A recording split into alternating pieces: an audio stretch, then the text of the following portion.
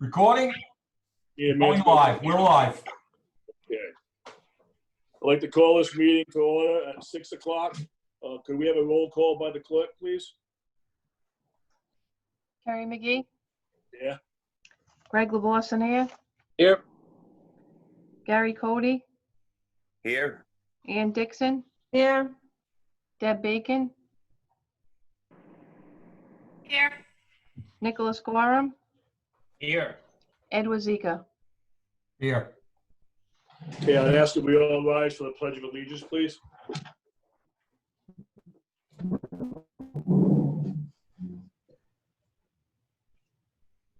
I pledge of allegiance to the flag of the United States of America, republic To the for Republic, which it stands, one nation, under God, indivisible, with liberty and justice for all.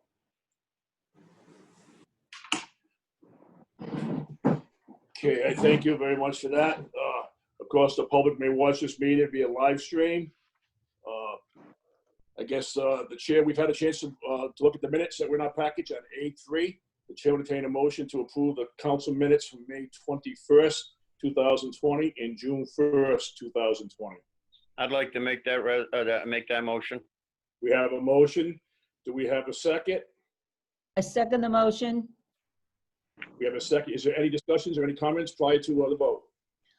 President McGee, I submitted a couple of changes to our clerk and she has received them. It has to do Okay. with my statements. So that's all taken care of. Thank you. Thank you very much. Okay, so no others, I will ask for, okay, Bacon?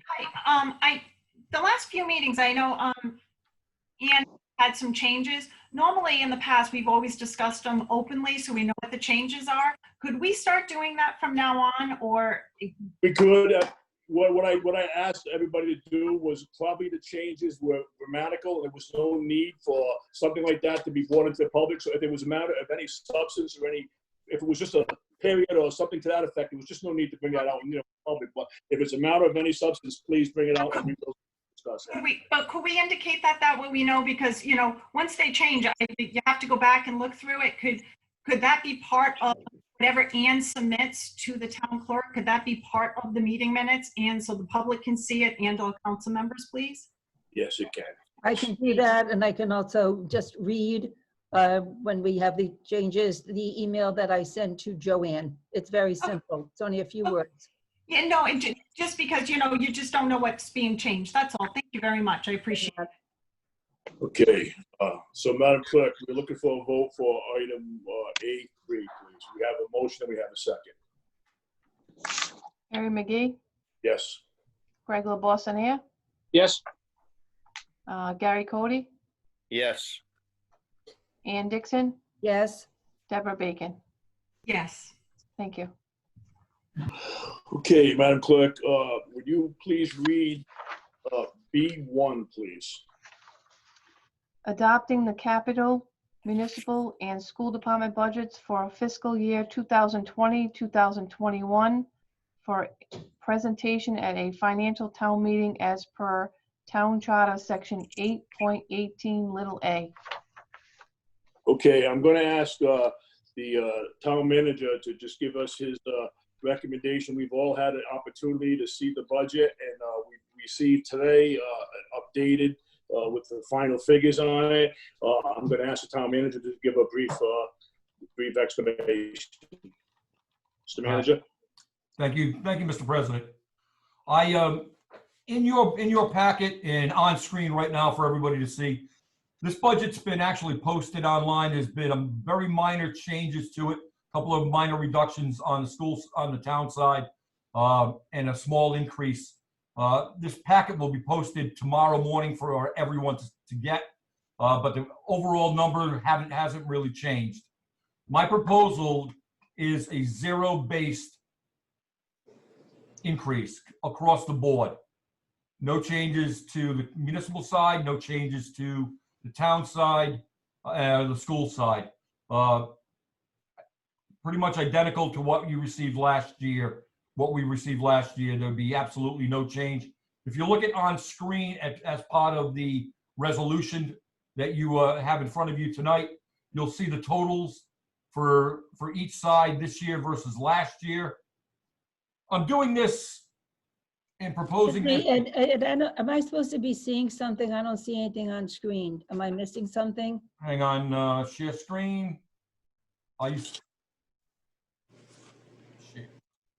All right. Are you seeing that? Yes. Okay.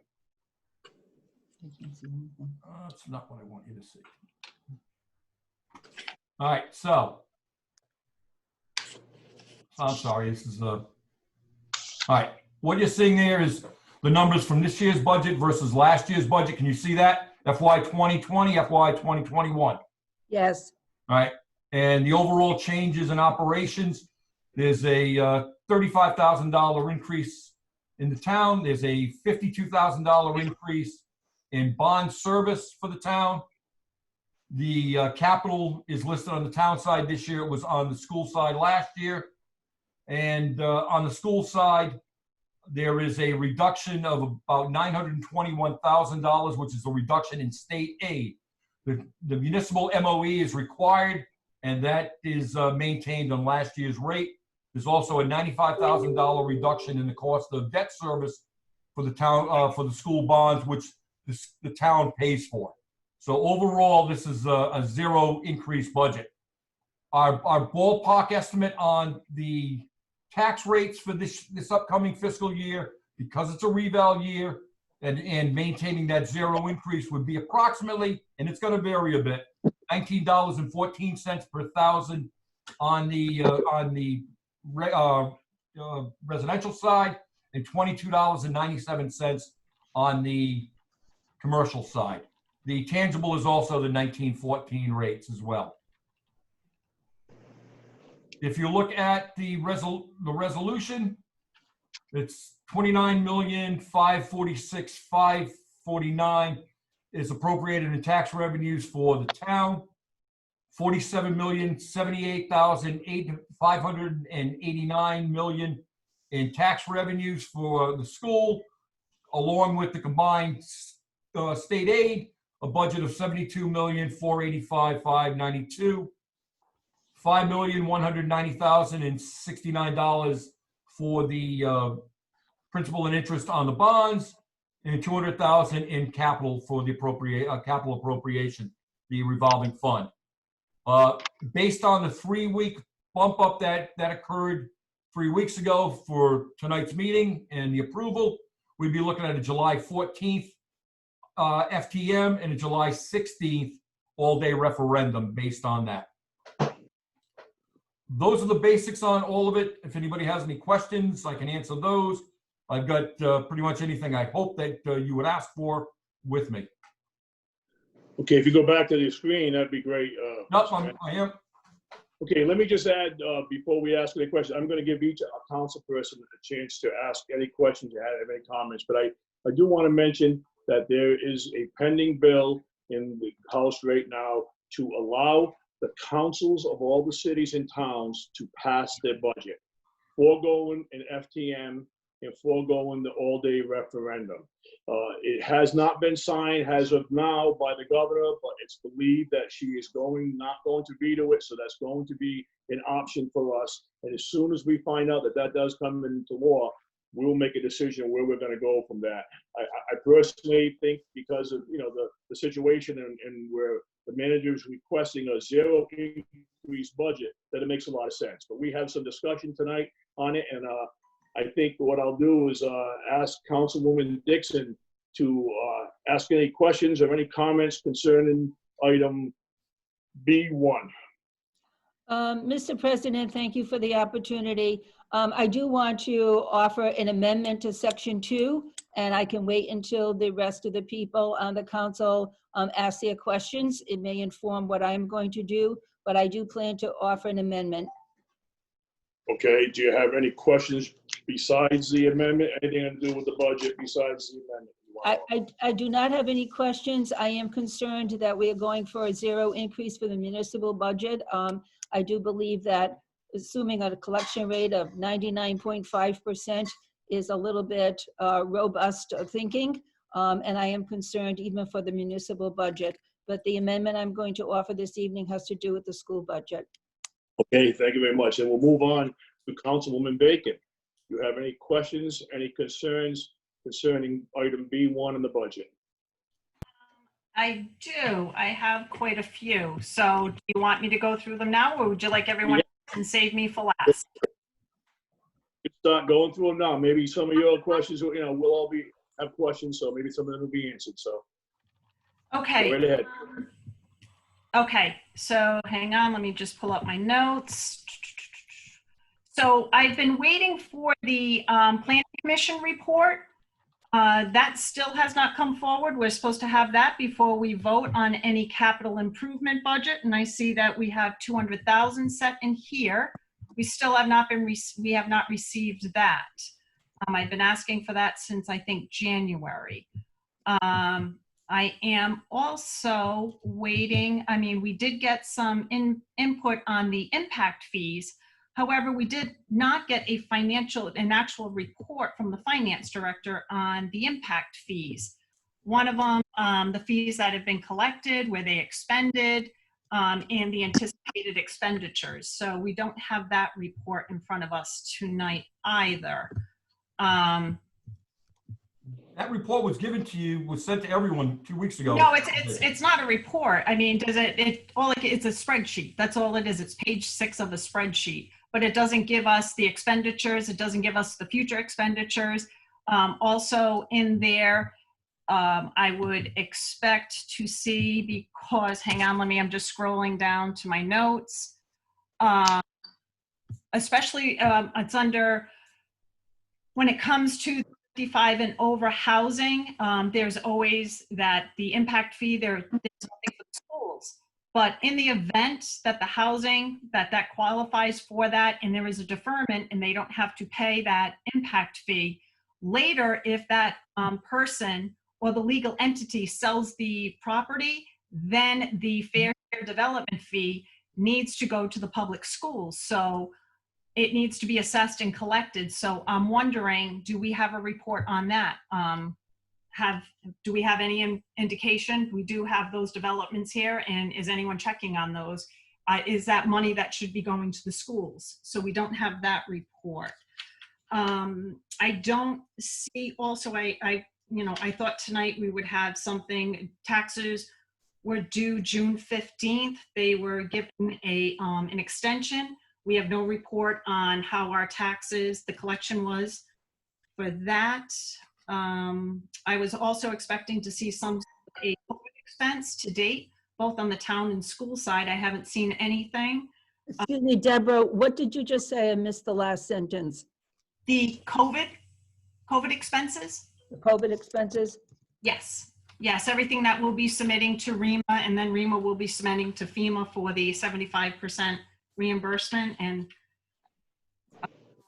I'm also Mrs. Baker, with all due respect on that one, we don't even know ourselves at this point which items we're going to be able to put in and not put in. We're still getting guidance from the state all the way around on COVID, on what we can claim, what we can't claim, what reimbursement rate it's going to be, where it's coming out of. So this is all a lot of unknown. We have nothing to give you because we don't know at this point. But you must have some sort of a list on any expenditures that you've had so far, correct? We do. We have a running tally on all expenditure.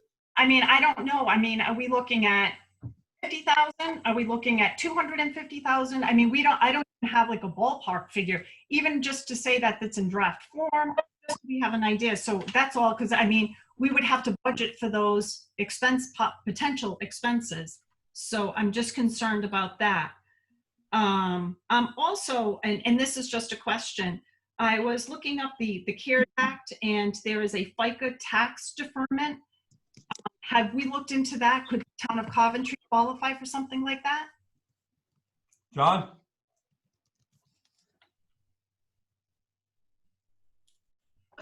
When it comes to the FICA piece, I don't believe the town is actually available for that part. A lot of the things that I've read up on the CARES Act tends to exclude municipalities and subsets of the governments. It does include a lot of things in pass-throughs to the educational portions and things like that, and small businesses.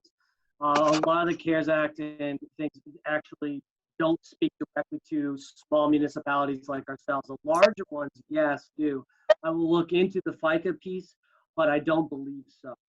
Okay, I do, because that could be a potential savings, we pay 50%, and 2021, and then the other Right. 50% 2022. Let me, can I address real quickly? I'll address real quickly, because just to give you an idea of how we're tracking this down. And as you can imagine, what it's been like for the past month with everything going on, having the exact figures for COVID, what I'm doing is I'm tracking all of those. We're going to be having a whole new fund that's going to list and track everything. And the way I'm actually going to be doing a submission is, rather than doing a submission in little pieces along the way, I'm actually going to do larger chunks. So then I can have a much better and a much more accurate figure, because some other municipalities which have jumped ahead are finding out that what they've looked into reimbursement are not even close to being reimbursable. So the ballpark figure that we're looking at, approximately, please do not hold my feet to the fire on this. You're looking at, the last time I looked at it, was like $34,000 right now. And that's through the second week or the first week of May. I'm still updating and having to do that all myself too. But if you can, but again, I'm trying to accumulate things. And originally it was significant, and then as we get more guidance, I'm having to pull things out significantly. Yeah. So No, when it thank comes you. to the impact of this next budget, it's not going to have a really big impact, because again, remember, when it goes to what could be reimbursed, about 75%. Okay, thank you. One of the other things that I am really concerned about is the school budget, especially the reentry plans. I know that the schools have to submit them by, I believe it's July 17th. I don't know what it's going to look like, and even I know Ann is planning on making an amendment to Section 2 to give the schools even more money. The problem is it enough for them to, I mean, they have 3 different scenarios, and I'm really concerned on how the schools are going to open, what that impact is going to be. I mean, hiring teachers, janitors, purchasing more buses, bus drivers, bus monitors. I mean, what would we be looking at? So that's the uncertainty I have with that. One of the other concerns I have is on the school side is and I brought it up when we voted for the teacher contract, and they had the 2.5% raises. It clearly states next year teachers are getting a 2.5% raise. When I went on to look at the signed contract on the school website, someone has now changed that contract. How it got changed, I have no idea, because when the council voted on it, the teachers are getting next year a raise of 2.5%. So what happens if a teacher files a grievance and they are entitled to that 2.5%? Is the school ready and prepared to be able to afford 2.5% raises for these teachers? Again, are they prepared if anyone files a federal lawsuit regarding the Janus clause? Are they prepared for that? So these are some of my real concerns with the school budget. And going back to the town budget, I would like to make the amendment to put back in the budget the recreation portion. As I have stated before, this is all that we offer for these families and the kids. And I would be making amendment to put back, and I believe, if I'm correct, I believe we removed $421,324 out of the recreation budget. Am I correct on that? I believe it was 385. Is it 385? 385? I believe it may have been 385. If you give me 2 minutes, I will look it up. There are a couple different renditions. So 385 off the last budget, but if you're going off of the fiscal 20, I believe 400 and something like With that. her original request. Okay. Those numbers sound familiar. Mrs. Bacon, the whole goal with the recreation department, just so you're aware of where we're going and what I'm trying to do with that, I am trying to make that department more self-sufficient, more self-sustaining. We looked at all of the Parks and Rec departments across the state. And for our size and for the size of our town, and we have one of the largest budgets out there for the recreation side of it. we collect very little funds for the upkeep and maintenance of those fields. We need to be receiving more money on those end. We need to make that a more like I said, a more self-sustaining operation. So it's not being put on the foot of everybody. A lot of those fields are being used by one team and one team only for the vast majority of the time. They're not being used by other teams. They should be taking in a much bigger part of maintaining that field and paying for the facilities and the upkeep of those facilities, and not passing that on to the rest of the town. So that's where the goal is, by reducing that down. I'm not looking to stop it, shut it down. I'm looking to make it start to stand up on its own 2 feet and not be spending $1.4 million a year on that, when we can make it self-sustaining. And that could be a discussion that we should, and that could be a discussion we have throughout the year, but to just eliminate right now, I'm just afraid if we eliminate, it's never going to get back in the budget. And once it's taken out, and the folks use the recreation, and it's a huge disappointment that it was completely removed. It wasn't completely removed, man. $400,000, if you look at our original request, was removed. There's still $800 and some thousand in that budget. That's not a small budget. I know it's not. That's still a substantial amount of money. It's going to require 2 layoffs in that department for things that aren't being used all summer. There's no summer camp. There's none of those programs until the fall.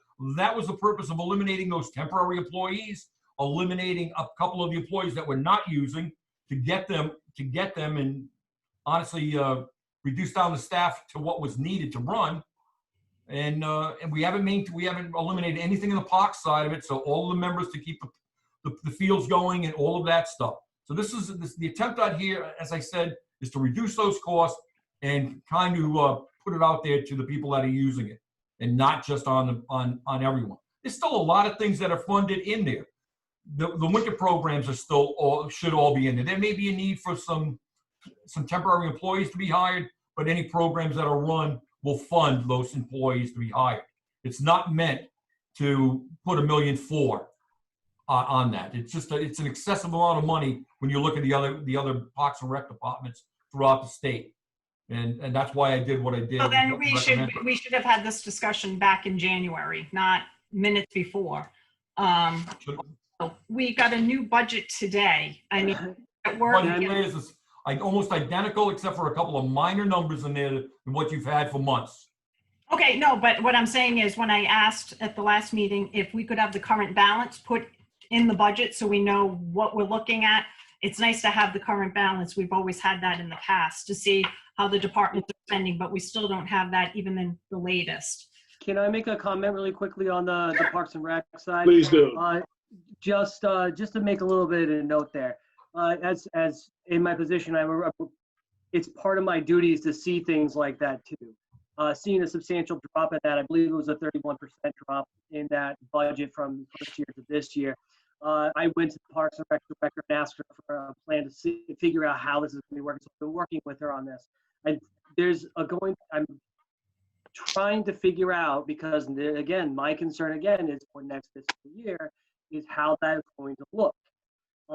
Again, when we did a quick look at what it's generating now for the revenue side, to what Mr. Brzezika was pointing out, the revenues are something in the percent, off the top of my head, I want to say 64 to 67% are funded for revenues. So there's a large amount of money sitting off of there that could be ramped up to support those recreational side, and specifically recreational side. So the budget that is currently in now will have to use, there's some fund balance off to the sides that's generated through recreation uses that can be used this year, just like you would do with, recycling for DPW. You can use some of those directly for that type of thing. Similar to that. So that is something I am looking at intensely over this next fiscal year. If the budget remains the same, if it doesn't, if it goes up, but that is still something I am going to be looking at intensely over this next fiscal year. I just want to make that comment. John, could I ask you, how did we do with taxes, our collection on June 15th? How are we looking? So the last numbers I looked at as far as our revenues are concerned, our revenues just barely scraped past the 100% mark as of right now. So as of right now, our revenues are good. We're good on the revenue side as far as budget revenues. So that's good. So, and because we did put a spending freeze through this whole period of time, I'm looking for there to be a nice change for net position again this year. But again, I would wait until after this flux goes through and everything's going on. But those are basically what we're looking at. I would assume, again, based off that, our collection rates are really pretty good. John, did you not say today that our expenditures were about 88%? Just about. But again, that was as of May, not including the beginning of June and all the other expenditures. And again, if you're looking at the expenditures that we do put a lot in, tends to happen at the end of the fiscal year. I wouldn't be surprised if we hit somewhere around the 95, 97, somewhere in that range. So they'll still have less expenditures to revenues, but I'm not going to start running those numbers yet. Again, please keep in mind that I am also transitioning over an entire financial system with payroll right now too. So a little patience might be a little helpful. Thanks, man. And can I also ask, I know, with mortgage payments, we have the escrow in there. I mean, are those payments coming through? Are people Yep. paying their mortgages and putting money into the escrow? So what we've noticed as far as the escrow payments, those came in really strong and those came in May. So those numbers are already built in, and so we saw that. What you're really seeing, those last little bits that haven't been quite collected a lot, is because we have extended it. There are people that will just hold on to the cash for a little bit longer, but rather than paying it. Even if they have the means to pay it, they won't do it. What I was kind of hoping for this best case scenario, that a lot of the pass-through monies would come through and a lot of people would be paying their bills. So that appears to be what has happened. And what I've heard from other financial directors around the state, it seems to be similar in other towns. My concern, which is why I think that Ed is going the way he is going, and is that the concern is, what does the first quarter next year when nobody comes back to work? That's the question. But as of this year, I can speak specifically to this year. Now, could we also be looking at the fact that, the $600, the federal $600 will expire in July? Do you think that more people may more opt to go back to work once that money starts to run out? It's as good as mine. I don't know the elasticity inside of a labor market. I really don't. There's difference of opinions. If you think about it as far as the recovery, you have a check mark. Is it come back really quick, or is it check and then have it smooth? And how long is that smooth? Nobody really knows that. Nobody can answer that question. We can only hope that as soon as it ends, and now that federal stimulus and $600, and then people will say, okay, now I'm going to go back to work now. That's our hope. Okay. Now, can you or Ed talk about the $200 for capital improvements? What capital improvements? What is this? Is this just going to be put in a bucket? What is it for? Where's the money coming from? It's coming from the budget. It's coming from the taxes. It's part of the tax structure. The $200,000 is a revolving capital improvement fund. We began funding it last year. The $200,000 went directly to the school department last year. We were looking at alternating back and forth each year on who gets it. Because of the situation that we're facing, we have not earmarked that $200,000 for anything.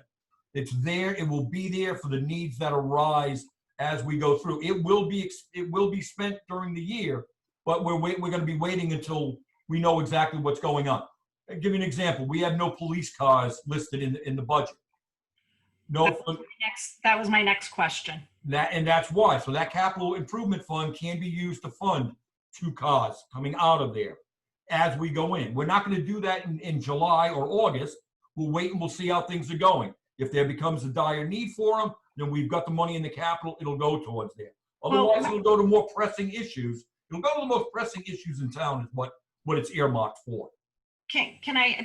With the capital improvement though, and Nick may be able to clarify this. I believe with capital improvement, the purchase has to have a life of 10 years. So these vehicles, we can't use capital improvement for police vehicles, correct? Or any other vehicle unless we know it's going to have a life of 10 years or more?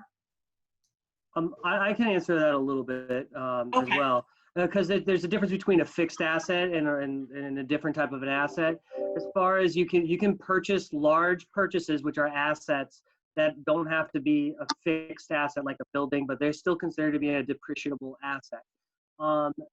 When you read anything on the Government Accounting Standards Board, GASB rules, you'll find that they reference a lot of the assets. And in fact, they use computers as a guide as far as the questions and answers. In a lot of businesses, you can capitalize purchases for vehicles as well. So purchasing a vehicle for a capital purchase is applicable. However, this is where it gets a little it gets confusing sometimes when it comes to the municipal side, is that impact fees you were discussing. Impact fees are a different breed, and those are not to be applied to the rolling stock like that. However, you can invest capital and can depreciate those capital assets so long as they pass over our $10,000 threshold, which these would. They're significant purchases, so they could be capitalized. Okay, so we could, if the 200,000 could go towards two police cars. Now, my other question, grants. How many grants has the town applied for, and how many grants have we received this year? You know, I don't see anything in a report on grants. I just hope we're not missing out on grants. That's something that we seem to. While we're putting things in there, can we put a line item for another me so I can do all of these? We don't have a grant writer. We do have a substantial number of grants coming out of. We had a grant writer. Please? I thought we had someone who writes grants. No, we do not. We have everything. We have department heads. So Raina Blumenthal puts in grants. Rob puts in grants. The individual departments will put together grants, and we do receive grants. And I'll get notices if we win a grant, and we have to figure that part out when it comes to setting it up. But I can't tell you off the top of my head because honestly, a lot of grants are not, for the most part, are not large figures. So for me, in my head, I'm just okay. There's a grant, we'll take care of it. So it falls off from my memory. Okay, yeah, I mean, I just think we really should know that, because I swore when I was first on in 2016, I thought I met someone across the street over in the annex, and I swore she was a grant writer, but I'll have to go look up those notes, but I swore No, you are correct, Mrs. Bacon. There was supposed to be. Okay. It He was introduced as a grant writer, so he was our grant writer, and I thought we were getting all sorts of grants, so. no, under previous administration, that changed apparently. Okay. Okay, so are we going to be receiving these reports that we are required to receive? Are they, I mean, I've been asking for the Planning Commission report. We can't. The Planning Commission report, I will get on Russ tomorrow and see what's going on with that one. That's the only one I'm aware of that I haven't passed out that needs to be out there. Yeah, we don't have that. And like I said, the impact fees report, I mean, it was a spreadsheet we received. We were supposed to actually receive a report. It's very specific. The 55 and older, those communities, are we collecting the impact fees for the school department? If now someone who is not 55 and older is living in that home, now we need that impact fee for the school department. So do we have that list? Is that being checked on? That's what I'm looking for. But per the ordinance, we have to have a Planning Commission report before we vote on the capital improvement program. So that's why I was wondering. So if I were to make amendments to the police budget and the recreation, Parks and Rec, when would I do that? Why don't you allow all the council people to ask their questions, and then we'll have a chance to go back if anything like that wants to be done, okay? That way we can maybe answer some of your questions. Did you, Carrie, you broke up. I couldn't hear you. I'm sorry. Why don't we give each council member a chance to ask any questions? We'll go back at the end if there's any amendments that want to be made. But let's let everybody ask their questions and go through. That's what I assumed was going to Okay. happen, but I just wanted to make sure. Okay. Thank you. Yeah, I think that. What? No, I said I think that would be work out best if everybody could ask a question. Are you having more questions, or can we move on to another one? No, maybe Ann, when she talks about the school department, she may be able to answer some of those questions. I have questions about that. Maybe she has some insight. Thank you. Okay, you're welcome. At this time, I'm going to ask Councilman Cody to ask any questions, any concerns, or any comments concerning this budget. My question would be, as far as the capital improvement goes, the capital improvement budget, we're not specifying in this budget what that would be used for. If the need were to arise, could the town transfer that to the school department if the school department shows a need for more money with the reopening process of the schools in August? The way that I would, I envisioned the capital improvement piece being expended would be expended directly to Fund 129, which is the Coventry Capital Improvement Fund, which the council is in custody of those. So if anything were to be expended from that, it would be up to the council.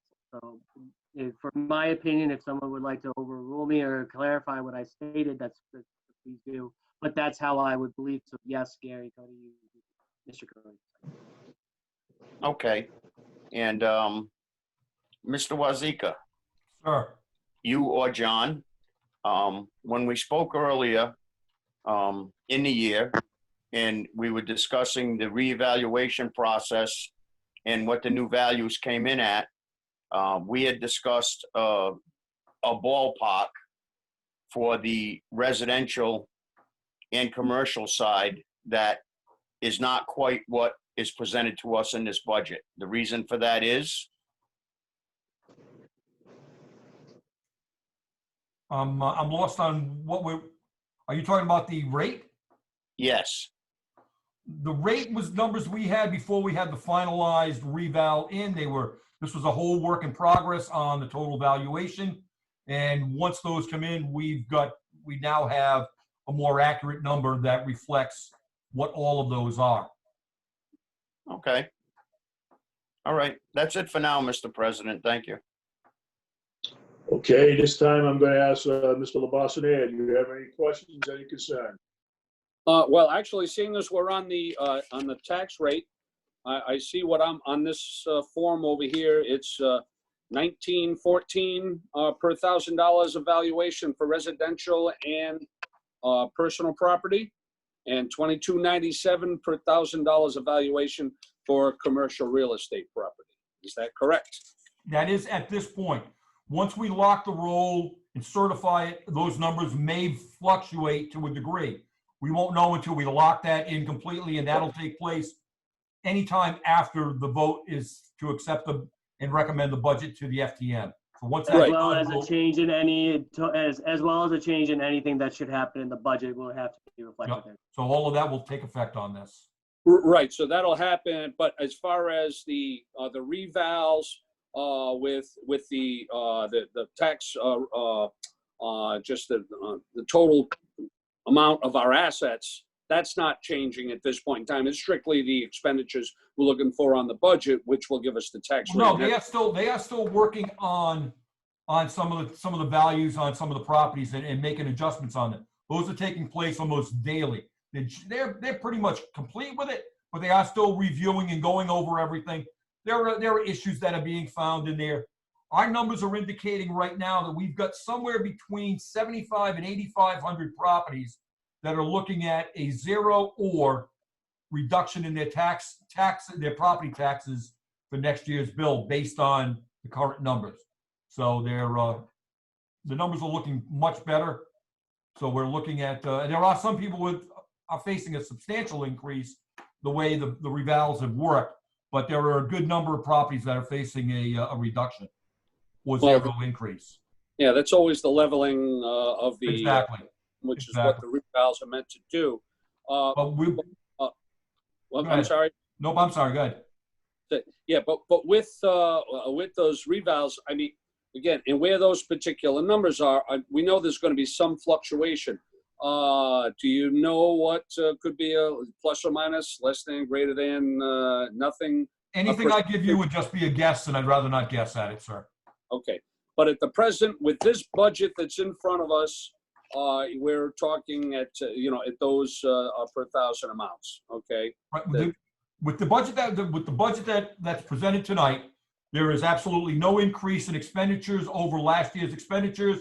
So the final number that we come up with, if this budget holds and nothing's changed on it, will be the equalized equivalent of a zero tax increase when we're done. It will be a decrease because of the thing, but it will be an equalized and zero. We have to by state law. We cannot. Right, but again, but that's where the confusion a lot of times lies with the taxpayer, because even though we say it's a zero tax increase and someone's taxes went up, it's not because of the taxes, it's because of the value, the new valuation of their, which causes that. So I just want to say that. The other thing that we were speaking about before on the capital improvement, I would really prefer to see, I know we talked about, we didn't have anything for police cars. I said I would prefer to see any of that capital improvement money remain in, with more probably in our infrastructure as opposed to that type of fixed asset. Again, it's a choice, I'm sure. And now, John mentioned something that we would be, that money he envisioned going into a restricted fund that the council, that any expenditures that came from there would need to be approved by the town council. Correct. On whatever it was. Okay. Correct. Is that the normal path of the capital improvements? That's what we started. That's what we started last year when we instituted this revolving capital fund that's now funded by the budget. Up until last year, we didn't have that. So they were just, this is a whole new game.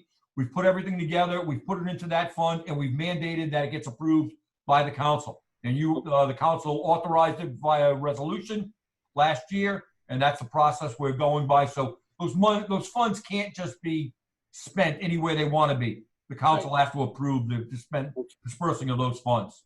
And then for me to gain a little bit more clarity on Mr. Cody's question, could the council in fact approve capital improvements for the schools should there be something that was direly needed there as opposed to the town side? Under the way we configure that, I believe we can 100% do it that way, because it was set to be for both groups, both sides. It wasn't set to be specifically for municipal and or school. It was set for both. So yes, it's in the budget. It's listed under the municipal, but it's not earmarked for municipal. It's earmarked for that account. Okay. Also, now I'd like to ask Mr. Gorham, if we could just, again, I know that Mrs. Bacon's concern was over the Planning Commission report. I'm sure that the Planning Commission has probably sent in a lot more dollars than what we've appropriated for $200,000 in capital improvements. So does that in any way put this procedure in jeopardy? Do we need to have that in place before this budget moves forward? In my opinion, no. The planning department reviewed all of the capital, 5-year capital plan. That's all been reviewed and approved by them. There was a report that was given at the very beginning of this process over that. Now, I think I know which report Mrs. Bacon, speaking of, Ms. Wells gave one a couple of years ago that was actually part of the Planning Commission. But as far as the 5-year capital improvements, that was all vetted by planning and approved by planning. And we have a letter that I believe I passed on to everyone, showing that they had approved all of it, and it was in line with the comp plan. Okay. All right. So that is in place at this point in time. There is a report that the Planning Commission gave Right. Ms. Wells gave it instead of them, but I believe that may be the one that you're looking for, Mrs. Bacon. I just wanted to clarify that if to find out whether that was going to put anything in jeopardy, and Mr. Gorham said that no, it would not. So thank you. I think that's all I have right now. I'm good. Okay, I think everybody's had a chance. I think maybe it's my turn. I also believe that our capital improvement money should be going to infrastructure and not to our fixed assets unless, absolutely necessary. It took us years and years to institute a capital improvement program, even though the small amount of $200,000, it's a start. And the way that we have devastated our bridges and the highways and our municipal budget to make it work, we definitely going to need capital on the municipal side to continue keeping our infrastructure in shape. I know there's going to be some amendments made tonight, or attempt to make amendments to this budget. I think desperate times take desperate measures, and I think it's a good idea to level fund the budget because the times that we're in, is people cannot afford it. Now, there's two sides of the argument. Next year, we may have to, there's going to be a request to go to 4% or even more. I understand that, but maybe next year, more people will be working and have the jobs and be financially stable and be able to put that money in. I support, with the desperate times that we're in, I support a level funding budget. I know it's going to take a lot of tightening the belt on everybody's part to make it work, but people cannot afford it. I think everybody needs to get in touch with the working people of this town. And I just, as much as it's going to be difficult, and everybody, the municipal side, we really have cut that budget. Do I want to see Parks and Rec cut like they do? No, I do not. But next year, when maybe we'll get it back. We didn't totally eliminate the department, but listen, when we do our home budget, if we can't afford something, we have to eliminate. You can't have your cake and eat it too. You can't have everything we want and not have the money to pay for it. So that's in my opinion. I just think that, because of the times that we're in, I think it's a good thing that we're trying to give some tax relief to the residents of the town of Coventry. With that being said, I know Mrs. Dixon had a couple of more comments she'd like to make, so I'm going to give you an opportunity, Mrs. Dixon.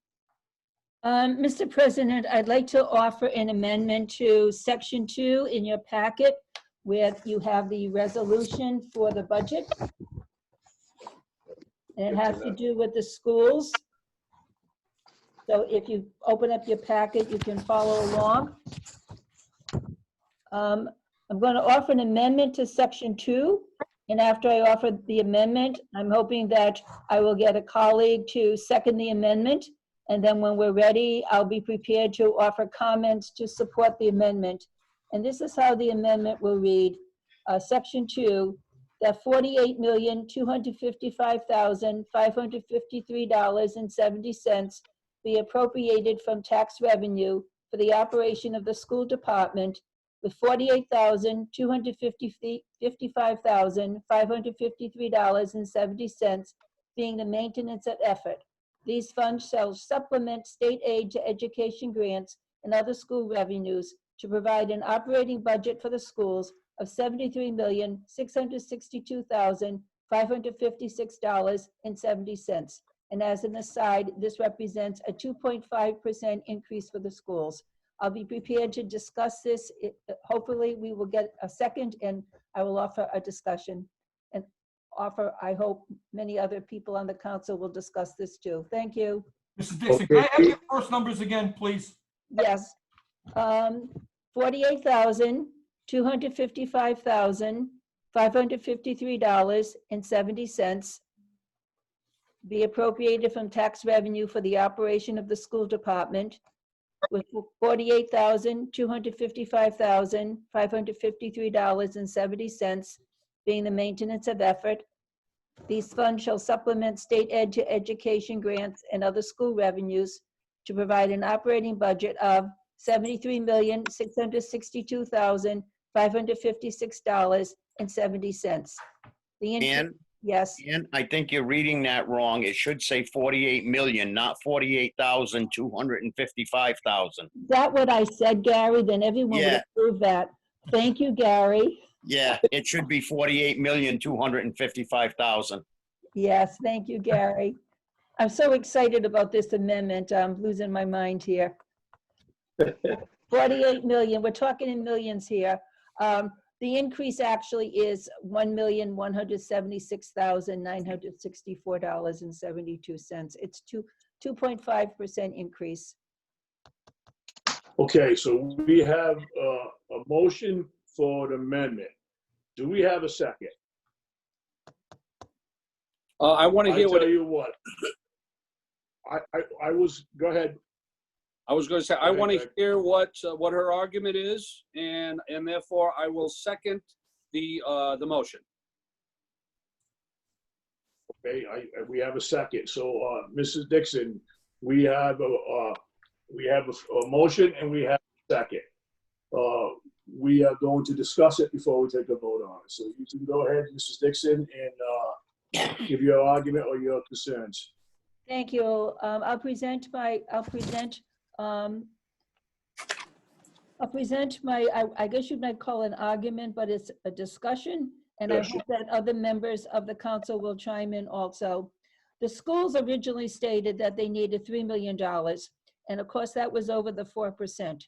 So they got $1.2 million through savings through renegotiating the CTA contract and other savings. That left them with a need of 1.8 million, which is really the 4%, which is a cap. I'm asking for, as I mentioned before, a little over $1 million, which is a 2.5% increase. And I want you to consider this. The schools are losing $896,901 in state aid to education. That's almost, $900,000 in state aid. That $900,000 is part of the equation for the ask of $1.8 million. The state is putting many mandates on the school, yet it's decreasing its state aid. The schools will have COVID-19 requirements, so students and staff may meet Rhode Island Department of Education requirements for safety and may continue a basic quality education. The state will offer some assistance to the tune of $747,197 for FY 2020 supplement state aid. They originally were going to offer money through the CARES Act. Deborah mentioned that before, but they have withdrawn that funding from CARES. So they will only get the supplemental state aid of $747,197. These funds cannot be used to backfill operations and cannot be used to fund the school's request for a local appropriation. This year's potential savings, meaning the buses didn't run, they didn't have to pay substitute teachers, etc., plus the state assistance will not be enough based on the state mandates. The state has a re-entry document for schools, which I have read, that was mentioned by Councilwoman Bacon. I have got a copy of that and I have read it. And it is mind-boggling to read the requirements and the associated costs, which each community in Rhode Island will have to undergo. How will we get our students in our schools? How will we get them re-entered? And what will be the total cost? No one really knows. An estimate that was provided by a national association for a school system smaller than what we have was $1,778,000. That's just to open the schools and to keep people safe in the schools.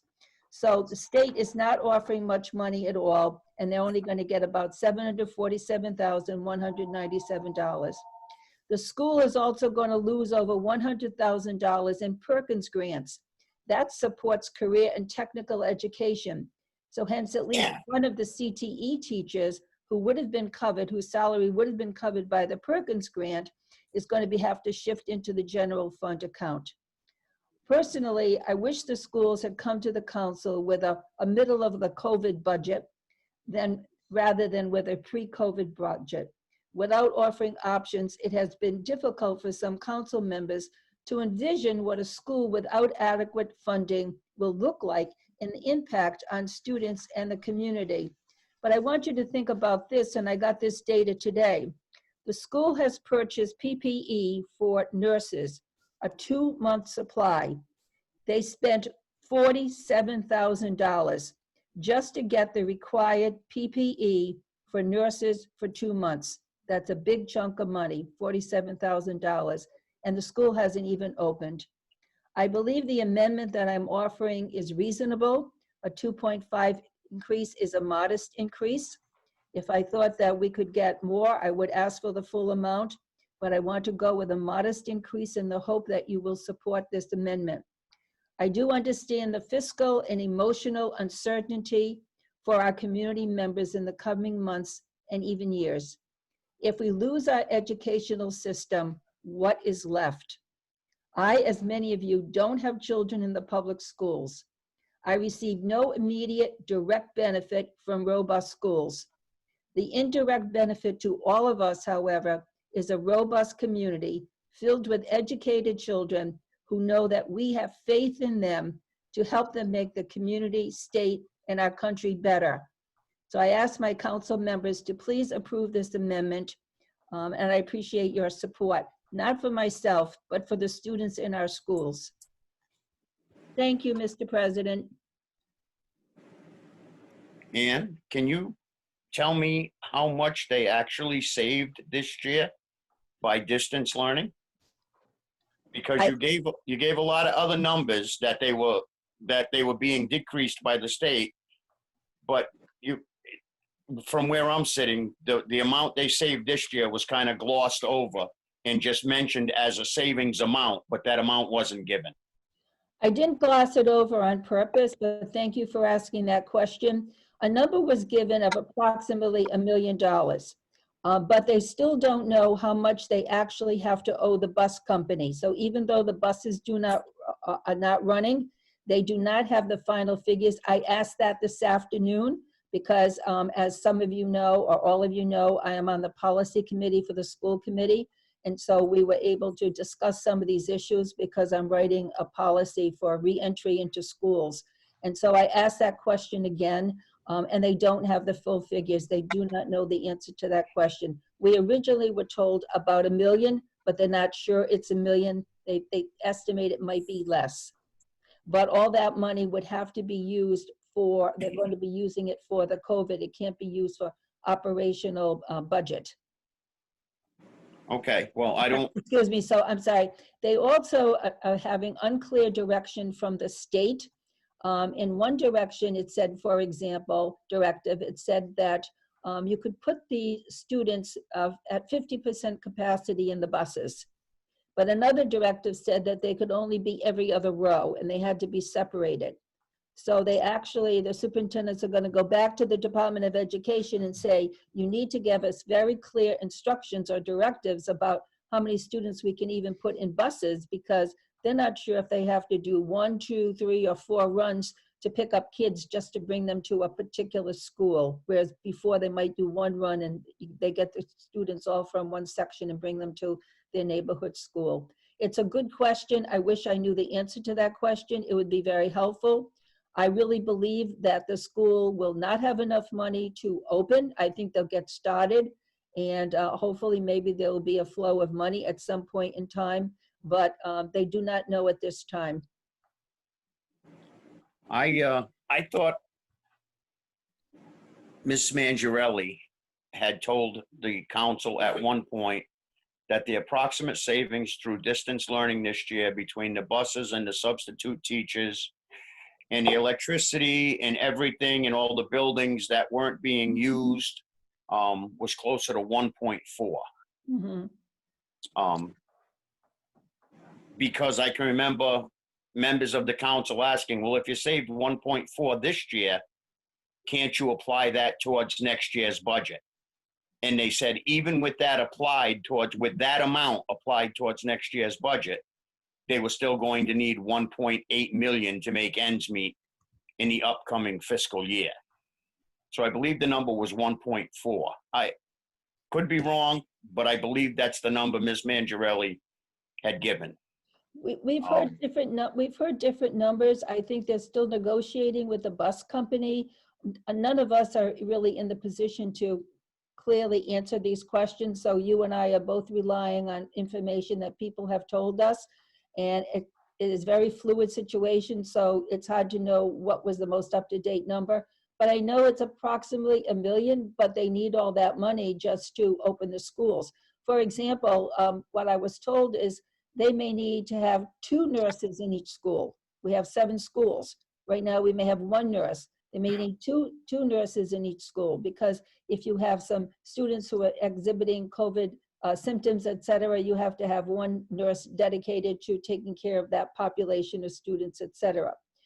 So the state mandates without money are very unfair, they're unjust, and they're not necessarily as clear as they could be. No, listen, the town of Coventry, along with every other municipality in the state of Rhode Island, excuse me, has been dealing with unfunded mandates that are being sent down by the state of Rhode Island for as long as I can remember. And I understand and I am sympathetic to what you're saying, but I also know how my phone has been ringing in local, not only business owners, but people who own commercial property, who we already know what their tax rate is going to be if this budget is approved, are calling me and talking to me in public places and saying, listen, I can't even pay my taxes because my tenants are not paying their rent. And because of the governor's executive order, I have no recourse to collect that rent. I can't throw them out. I can't take them to court. I can't do any of that. So where are we leaving our commercial entities as well as our residential taxpayers and stakeholders in the town of Coventry? If in the middle of a pandemic, and I know that there's other communities in Rhode Island that are asking for tax increases, I understand that and I know that to be fact. But I also know that there's other municipalities in the state of Rhode Island that are doing everything within their power to present a level funded, zero increase budget to their taxpayers out of consideration for the economic times that the state of Rhode Island in the entire country is going through right now. And I have no choice but to take that into account when I'm trying to make my decision on this budget. I know the school department was upfront and open and honest with us. I don't think they were hiding anything from us, but we weren't elected to protect the school department. We were elected to look out for the best interest of the taxpayers in the town of Coventry. I mean, you can look all over Facebook and see what people's opinions are. Excuse me. And Yeah, I understand what you're saying, Gary. It just happens that based on our charter, we're offering one amount to the taxpayers. We are responsible for asking for one amount. We can't just ask for the municipal, school can't just ask for a school budget. So we are responsible for taking into account the entire budget. And that's how it is, at least through this cycle. We don't even know if the vote that we give will be the one that will be final or whether we'll actually end up having a referendum. I would love to see this go before the voters and have them make a decision. I understand what you're saying. This community has a variety of groups in it. Some of them are financially strapped. Some of them are emotionally stressed out. I understand that. But there are also targeted groups here that, you know, have fixed incomes. They can afford a very modest increase of 2.5%. So I understand that we'll always have people who are going to be financially strapped. There are always going to be people that we want to help support. We want to grow our community. But I think in the long run, if we don't have a robust school system that can survive through this year, they will never catch up. They will never catch up, and it's the students who are going to suffer. You have grandchildren in the schools, and I know that you felt very good about what's happening to them. The rest of us don't have kids there anymore, but we feel that we have to advocate for our students. We have to provide them with a good, solid, basic education. And I put that in the presentation I made, a basic education. I'm not looking for frills. I'm not looking for a lot of extra special courses. I'm looking at, let us have at least enough money so we can offer a basic education for our students, and they can go on and they can follow whatever career path they want to follow. But if we're not able to even offer the basics because we can't even give them the basic amount they need, then we're going to be in trouble. And remember, most of the school budget is fixed expenses, contracted costs. There's very little in there for other things, so to speak. I understand that, Ann, but I look at the budget as a whole and I see what we did to the municipal side, or what we're going to vote on doing to the municipal side. We've made some drastic cuts to the municipal side, some draconian changes to the municipal side of our budget. Yet we're sitting here talking about cutting every department in the town of Coventry other than the school department. Every other department is being asked to do with next year what they had this year, no more. Yet the school department, we should place above every other service that we provide in the town of Coventry and fund a 2.5% increase for the school department when everybody else in town is being asked to do with what they had last year. I don't know if I can bring myself to do that. And I'm just speaking for me. I'm just speaking for me. I can't speak for anybody else on the council. I respect your opinion, Mr. Cody. I do respect your opinion, and I understand that you have constituents who may be financially strapped, and I understand that, and I understand that you and I both want to support businesses in our community. We want them to feel that it's a friendly community in which to work and have their business and be able to afford to stay here. But I really believe that if we cannot support education, at least to a basic level, we have nothing. We won't be able to rebuild. And I do believe that that is a true statement, but I understand what you're saying. I just don't agree. Thank you, Ann. I'm all set, Mr. President. Muted, Kerry. Sorry about that. I'm going to, thank you, Mr. Cody. Mr. Labassi, do you have any questions, any concerns? My concerns are that with so many questions as to where additional funding is going to come from, what's going to happen with COVID? Okay, I mean, we're talking historically of a pandemic of this nature. There's going to be a second phase, which is going to happen, which will be worse than the first one. So everything is questionable at this point in time. And not just the dollars. Of course, we want our schools to be robust. They've, like I said, they've have originally showed that they needed $3 million. So even $1 million is not going to be enough. I know that the people that are hurting out there with as far as taxes, the businesses, et cetera, and over the past two budgets, we've had increases which come close to 4% a year. One was 4%, the other one was about 3.75%. So over the past two budget cycles, the taxes went up quite a bit, and I'm not blaming any of the schools. Things happen. The solid costs of the financial costs of the labor, which is really everything, payroll and all the benefits and taxes that go along with that. We understand that you need to hire people. The municipal side has made cuts. We certainly we love Parks and Recreation. I mean, it does give people, but I like the manager's thought that it should almost be a user fee for a lot of the for the people who are who will be enjoying some of the services on that.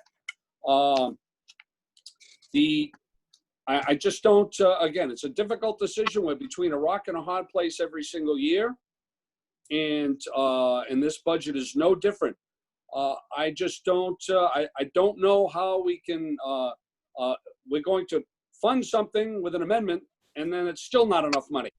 So, but I will battle and again, and advocate for whether I don't know if it's possible we could have a financial town meeting. I don't know if that would be necessary to explain the budget, but I certainly will be an advocate for an all-day referendum. I certainly want the people, and I would like to have the people's vote on this after the fact.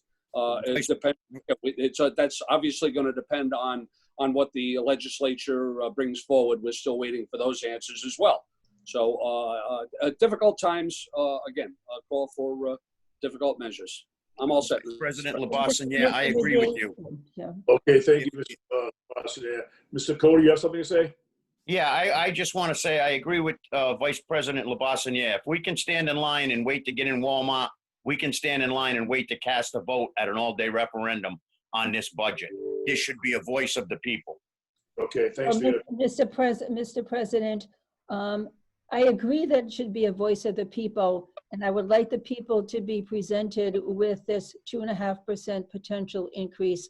I don't know what other amendments will come through. But I'd like to ask Mr. Wazika a question.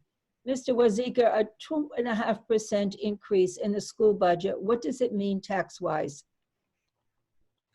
I'll be honest, I don't have those numbers with me, but I'm going to suspect it's going to probably be somewhere around, John, 75 cents, 70 cents, 1,000 on the increase. On the tax rate That itself, ballpark, are you talking? maybe slightly more, slightly less. We haven't counted them all out. Again, we were just getting some of these numbers today, finalizing on the tax. So you think that it's a possibility that it might increase by about 70, 75 cents per 1,000 In valuation, correct. valuation. Okay. Go back over 20. What, please, John? It would be putting the residential rate back over 20. Okay. But I mean, we're not talking about a significant increase. Mr. President, if I may just add one thing in here, there is a possible other solution on this. Instead of adding 2.5% to the MOE, if the main cause of concern is the additional amounts that may be needed to open the schools because of the additional resources required, teachers, these would be a one-time deal. This wouldn't be an ongoing year after year, or shouldn't be. Let's put it that way. Our unassigned fund balance, our reserve fund, our so-called rainy day fund, that's what it's there for in the event. And it's raining. It's goddamn pouring out there right now. We can use that as a one-time. You're not going to create a structural deficit. You're not going to put more into the MOE, but a supplemental appropriation from the council could, in fact, utilize a piece of that fund balance, which currently sits at about $11 million, to pay for those costs if they occur. There is a almost 750,000 that they are getting. I don't believe that's going to be anywhere near enough to cover those opening costs, but those additional opening costs should be, again, a one-shot deal. They're not going to be a year after year. They're not going to create a structural deficit. So to put it back into the MOE, we're adding that in every year. But if we have the ability by using that to cover those additional one-shot costs, without doing that, it's an option that exists to cover those and allow them to open and allow those to cover those costs that they will incur over and above their normal budget. Mr. President, may I make one comment to that, please? yes. Thank you. Mr. Wazika, thank you very much for being so creative and coming up with an idea. But I do think we have to remember that the budget in which there was a request of 1.8 million was a pre-COVID budget. So that 1.8 million was needed before there was any even consideration for COVID. I mean, I wish there had been a revised budget, but we don't have it. But that's a pre-COVID budget. That's a pre-COVID need of 1.8 million. It is not a need after we've considered all the other expenses for COVID. I mean, the ideal situation would be to get this 2.5% increase and then have your option available should it be needed. And I know that that defeats the purpose because my amendment does ask for an increase in the operating budget. But thank you for that suggestion. All right, thank you. But the Mr. Manager made a good point that that will also become part of the MOE, and there are ways to do this without making it part of the MOE. I'm going to give Councilwoman Bacon an opportunity to answer any questions or ask any questions or any concerns on Mrs. Dixon's amendment. Thank you. I do, Ann, you brought up that they purchased PPE, $47,000 for, Ann, you're muted. You're muted, Ann. Hello. Hi. You said that they just recently purchased $47,000 worth of PPE for nurses, and that's only for 2 months. That's what I was told by the superintendent today. So that would be 2 months for just 7 nurses, correct? But now, I don't know the number of nurses for which that equipment was purchased, but I was told that the state is going to require 2 nurses in each school. so we're talking, so I guess, we're bringing this up that to have 2 nurses just for the school year coming up now, and we're gonna have to hire new teachers, and we're talking about longer bus routes. Do you see that just being for the school year 2020-21, or would this continue onward? I mean, I would love to answer that question. If I knew the answer to that question, I'd be on the phone with a travel agent planning my trip to Europe and Asia and Africa and all over the place. I can't answer that question. I don't even know if I can leave my house next week. I mean, seriously, it would be a good question to answer, but I don't have a magic wand to tell me when this is all going to be over, when we can go back to normal, whatever normal is.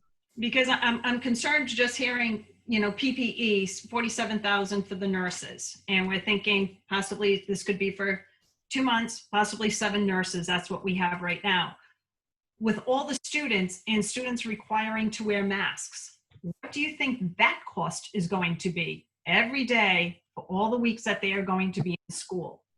I'm looking at these costs, and is any of this going to be discussed at the school committee meeting coming up on Thursday? I mean, you seem to have the ear of the superintendent at the policy meeting, so that's why I'm kind of just wondering, what are we looking at? What are all the costs? I mean, even if this was approved, it doesn't sound like it's going to be nearly enough to open the schools. I agree with you. The state withdrew, I think, around $350,000 it was going to give it through the CARES Act. I don't know the answer to the question. I think it's going to cost a lot of money to open the schools, but it's not only just opening the schools, it's keeping them open. That's what I'm concerned with. I mean, we may be able to get them open, but then you get in there and next thing you know, well, we need to buy PPE, every day, kids aren't bringing in masks. It's required to have the mask. Correct. And I know it's a very complicated issue. I understand that, especially they want to take the kids' temps and anyone entering the building. I mean, I don't even know what time these kids are going to get up in the morning to get to, say, the high school. You could be looking at 4 a.m. shipping these kids off with these lines, trying to take their... Councilwoman Bacon, you're asking some very interesting questions. I don't know the answer to these questions. I think I'm just stating, I'm not asking. I think I'm just, okay. just kind of stating. We're not the school experts. No. But, as Gary said, we have a responsibility to make sure that we are fiscally prudent. Our manager has been very fiscally conservative, and I applaud him for that. And I appreciate the comments that all of the council people have come up with. And it's no mystery or surprise that I am an advocate for education. I believe that we need to educate our students and we need to do the best job we can. We know that we were presented with a pre-COVID budget. We know that the 1.8 million was pre-COVID. There will be more money needed in order to get through this year, next year. I don't know how long it will take. There is going to be a meeting, I believe, school committee meeting Thursday night. Maybe they'll be discussing these issues. I haven't seen their posted agenda yet. I think that Mr. Wazika did come up with some opportunities for helping out if it was needed. But I think we don't want to get mixed up between what they need for their operating budget to get through the year and what they need to handle this health crisis, which we call the pandemic. And it may be the first of many pandemics that come across the line. I just do not know. So I wish I could answer more of your questions. I'm not the education expert. All I know is that we need a good, solid education for our students, and we don't have enough money in this budget at zero. Okay. Oh, I'm sorry, Carrie, I just... No, go ahead. I have more questions. No, it's that question's just, concerns. My concern is the reentry planning. How much is this going to cost? How long will it last? And this could potentially not just be for next school year, it could be for the following school year. So, and that cost is going to continue, especially if we have to hire a lot of folks. My other concern, as I stated before, is if a teacher files a grievance, they're going to be entitled. I strongly believe that 2.5% raise next year. Is that even built into this budget? They could need even more money because of that. These are my concerns. That's basically, I'm just, and like I said, I'm also concerned the fact that, we're required, we don't have current balances just in the town budget. Like, I don't even know what's in these budgets right now because we don't even have a current balance. I would have liked, I had requested that I would have liked to have seen that. So I am concerned with that. I would like to be able to find out if the town would be able to qualify for that FICA, the CARES FICA deferment. That would be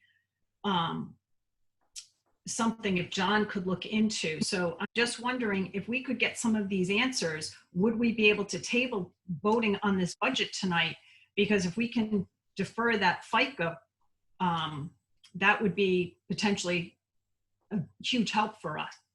We need to. Again, I'm highly confident that I'm pretty confident that that is not applicable for small municipalities of our nation. I will again double check just to confirm. It came up in one of our 3 times a week meetings with the managers and mayors, and the answer at the time was we are not eligible for that. Okay, we're definitely not. We are not eligible for that FICA reimbursement. Okay. Because we were all looking at that and getting googly eyes. Okay. At this time, should I make my amendment or should I wait? No, let's work on this. We got 1 amendment working already, so we'll make. Right now, it's my turn. Excuse me, just.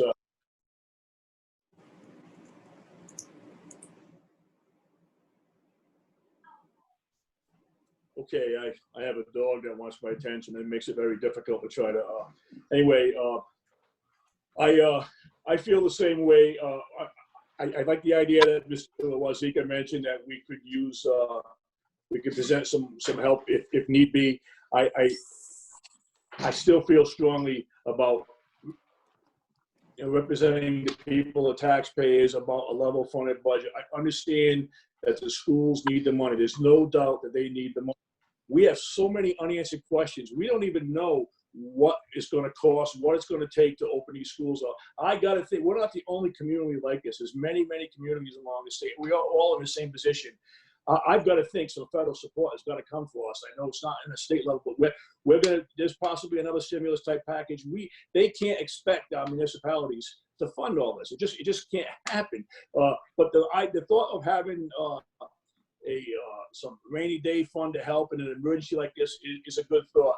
But I don't like the idea of giving it 2.5%. Then it becomes a maintenance effort. We don't know if this is going to be needed next year. We don't know if they're going to come up with a vaccine and make everything better. We just don't know. So I really don't want to make this part of maintenance effort. Pre-COVID, I completely supported the schools. I really did. We had conversations with them. This was prior to everything happening that's happening in this world right now. And so for that reason, I have to help support the taxpayers and the businesses that are financially strapped right now. There's no doubt in my mind that the schools needs this money, but there's no doubt in my mind that the taxpayers are having difficulty right now, and everybody has to pull up their bootstraps and work towards making this affordable to live in this town.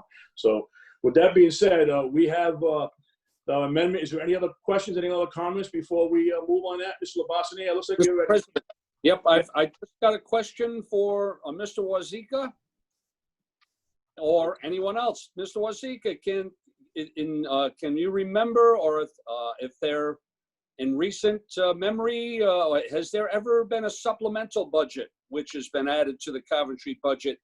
To me, if prudence showed that after all of these questions have been answered, that we need to go back to the people Has that happened at any time in recent memory?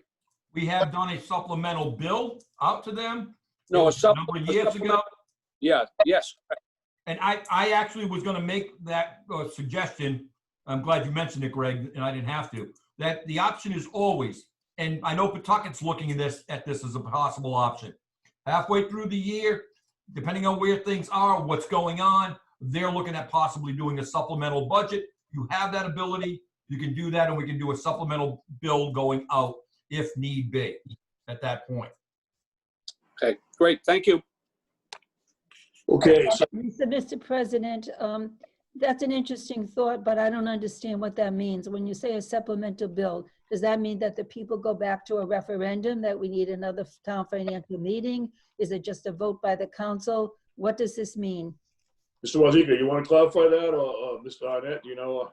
Actually, if it's still under the emergency declaration, based on what was recently passed and awaiting either signature or no signature and allowing it to become law, you would have that right to do it and make that supplemental and add it. I mean, it's covered in, it appears to be covered in that law. Mr. Gorham, do you concur, or my interpretation incorrect? You're muted. Muted, Nick.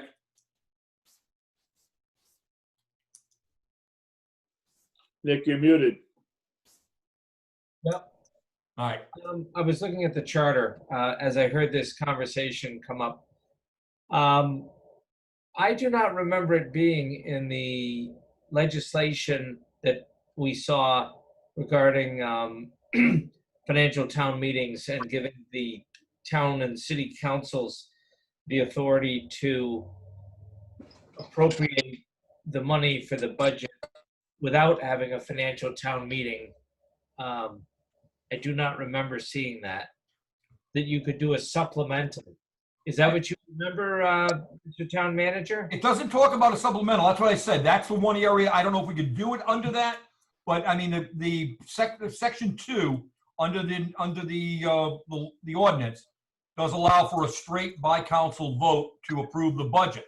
I don't know if that would be an interpretation on whether or not it allows for a supplemental without going back. Again, that's something that would have to be looked at, but the supplemental is definitely a possible solution halfway through the year if need be. And yes, you may have to do another FTM to do it. I think you could have another financial town meeting in order to appropriate additional money to a budget if the town council at some point in the year realized that they needed to do that. I know there is probably a way to do that. I was just looking at the charter briefly. I didn't see anything explicit, but I really just looked at it for just a second. I know that if the town needs a supplemental appropriation, there is a way to do it. So we would have a lot more, I'm sorry, go ahead. Just to clarify, to make sure I'm addressing the correct question here. The question, as I understand it, is whether or not the town council could later in the year prepare, present, and have a financial town meeting on a supplemental budget, which means a supplemental tax bill. Is that what we're talking about? Correct. That's correct. All right. Yeah, I think there's a way to do that. I think also, Mr. Gorman, 6 months from now, we'll have a lot more answered questions that we'll be able to know. We'll know where we stand.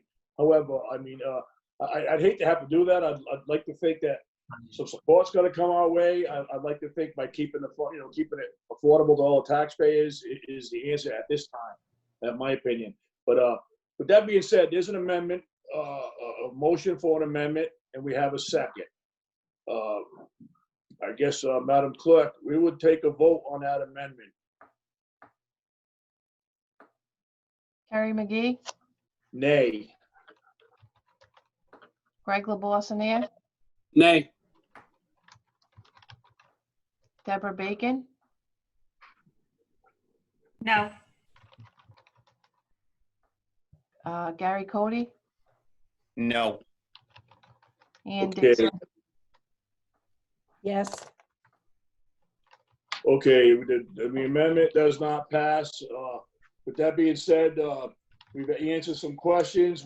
I know we still a lot more questions I wish we had answers for. However, I'm going to be looking for a motion for adopting the manager's requested budget. Oh, I'm sorry, Mrs. Bacon. I did say you have a potential amendment or question. Go ahead. Yes, no, I'd like to make amendment to section 1. I would like to add 300,000 to Department 910, Parks and Recreation.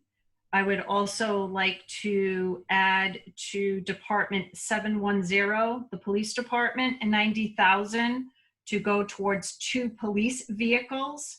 That would be a total of 390,000, bringing the amount to 29,936,554. Okay, we have an amendment. Do we have a second? I'll give Mr. Bacon the same opportunity. I'll second it. Okay, we have a second. Do we have any comments, any concerns from any council members? Mr. President? Mr. President? Okay, Mr. Bacon, you have a question? I could not, I understand the concern about recreation, but I cannot support putting money into recreation and 2 police vehicles and not put it into our almost 5,000 students in our schools. I feel very concerned if we are going to raise the taxes in any way whatsoever, we need to support our students. Okay, thank you. Is there any other comments concerning that? Mr. Cody, you have any questions, concerns? You're on mute. No, sir, I do not. Okay, Mr. LeBassinaire? No, I mean, I would love to reinstate a lot of things into the budget. But, I agree. I thank Mrs. Bacon for her concern and her amendment. All right, and I feel the same way. It's a great amendment. I wish we had the money to do it, and I mean, I agree that if we were going to do anything, that education would be the way to go. But I still feel strongly that we need to take care of taxpayers this time. So I support that amendment myself. But thank you for the suggestion. So I would like to just comment. I mean, I know Ann once, said, but this does support the students. This does support all, even students that don't go to the Coventry Public Schools. This supports the community as a whole. We're not just talking about students. We're talking about families. We are talking about the elderly. We are talking about young, old, middle-aged. Everyone uses recreation. Not having the summer camp, not doing the outdoor concerts. This is something that people look forward to every year. And a lot of these, yes, the outdoor concerts is not free of charge, but it is a great outlet for everyone. And to not have anything to look forward to this year, and hoping that this executive order lifts soon after 4th of July, maybe we could start doing our outdoor concerts again. Maybe there could be something, a part of our summer camp, which people do pay for. I really think something this community needs. There is nothing for them to do. There is absolutely nothing. And as far as the police vehicles, I don't know about you, but I certainly, if I call 911, I want a police officer to be able to get to my house. I know we've got, some issues with some of the police vehicles, so I am very concerned with that also. I think and that again, that is just not for the students. The police support everyone in the community. They are just for the young, the old, they go to the businesses. So we definitely need the police. So that's why I'm asking that you all reconsider this, because hopefully recreation, hopefully we can open up Briar Point Beach. Hopefully we can get to some bit of normalcy. The kids need it. Everyone is exhausted with this COVID. So if we can have a little bit of normalcy, that's what I think that the people of Coventry would like that. So I hope you all would reconsider. all right, thank you for your point. I will just make a point, like I said earlier. I wish this wasn't happening, but desperate times take desperate measures, and I still feel strongly about it. And you're correct. I wish it was easier, Mr. Cody. Yes. You have a Mrs. Bacon, what was that amount? 290,000? 300. 390. I'm sorry, Gary, 300,000 for Parks and Rec, and the police department, 90,000. That would be police vehicles. I kind of, Ed or John, what would be the impact on the tax rate if that was to be added back in? You're looking at better than half a point. John, numbers on tax rate increase? Again, not having the number, but if we're looking at 75 cents on the rate for just about $1 million, and you're looking at just under half of that, then you're looking at 40 cents on the levy-ish. 35 cents. So about 35 to 40 cents on the levy, or on the tax rate, not on the levy, but on the tax. Okay. But Thank you. again, I- those are just We are, I Numbers might that we add don't that we are looking at other ways on acquiring police vehicles, something John and I have been looking at, and not saying it's going to happen, but again, we're looking at that if there are any other ways of getting some without affecting this tax rate and putting it onto the taxpayer. Okay, that being said, we've heard the concerns. I'm going to, we have an amendment and we have a second. Mrs. Madam Clerk, would you take a roll call vote, please? On this Terry amendment? McGee, Nay. Greg LeBoissonier, Regretfully, no. Ann Dixon, No, Gary Cody, Sorry, Deb, no. Deb Bacon. yes. Okay, a motion fails. I guess now the chair will entertain a motion to, on item B1, to adopt the budget that the manager has requested. Do we have a motion? Mr. President, I'll make the motion to forward the managed budget to the people. We have a motion. Do we have a second? I would like to second that motion. And we have a second. Madam Clerk, would you take a roll call vote? Terry McGee, Yes. Greg LeBoissonier, Yes. Gary Cody, Yes.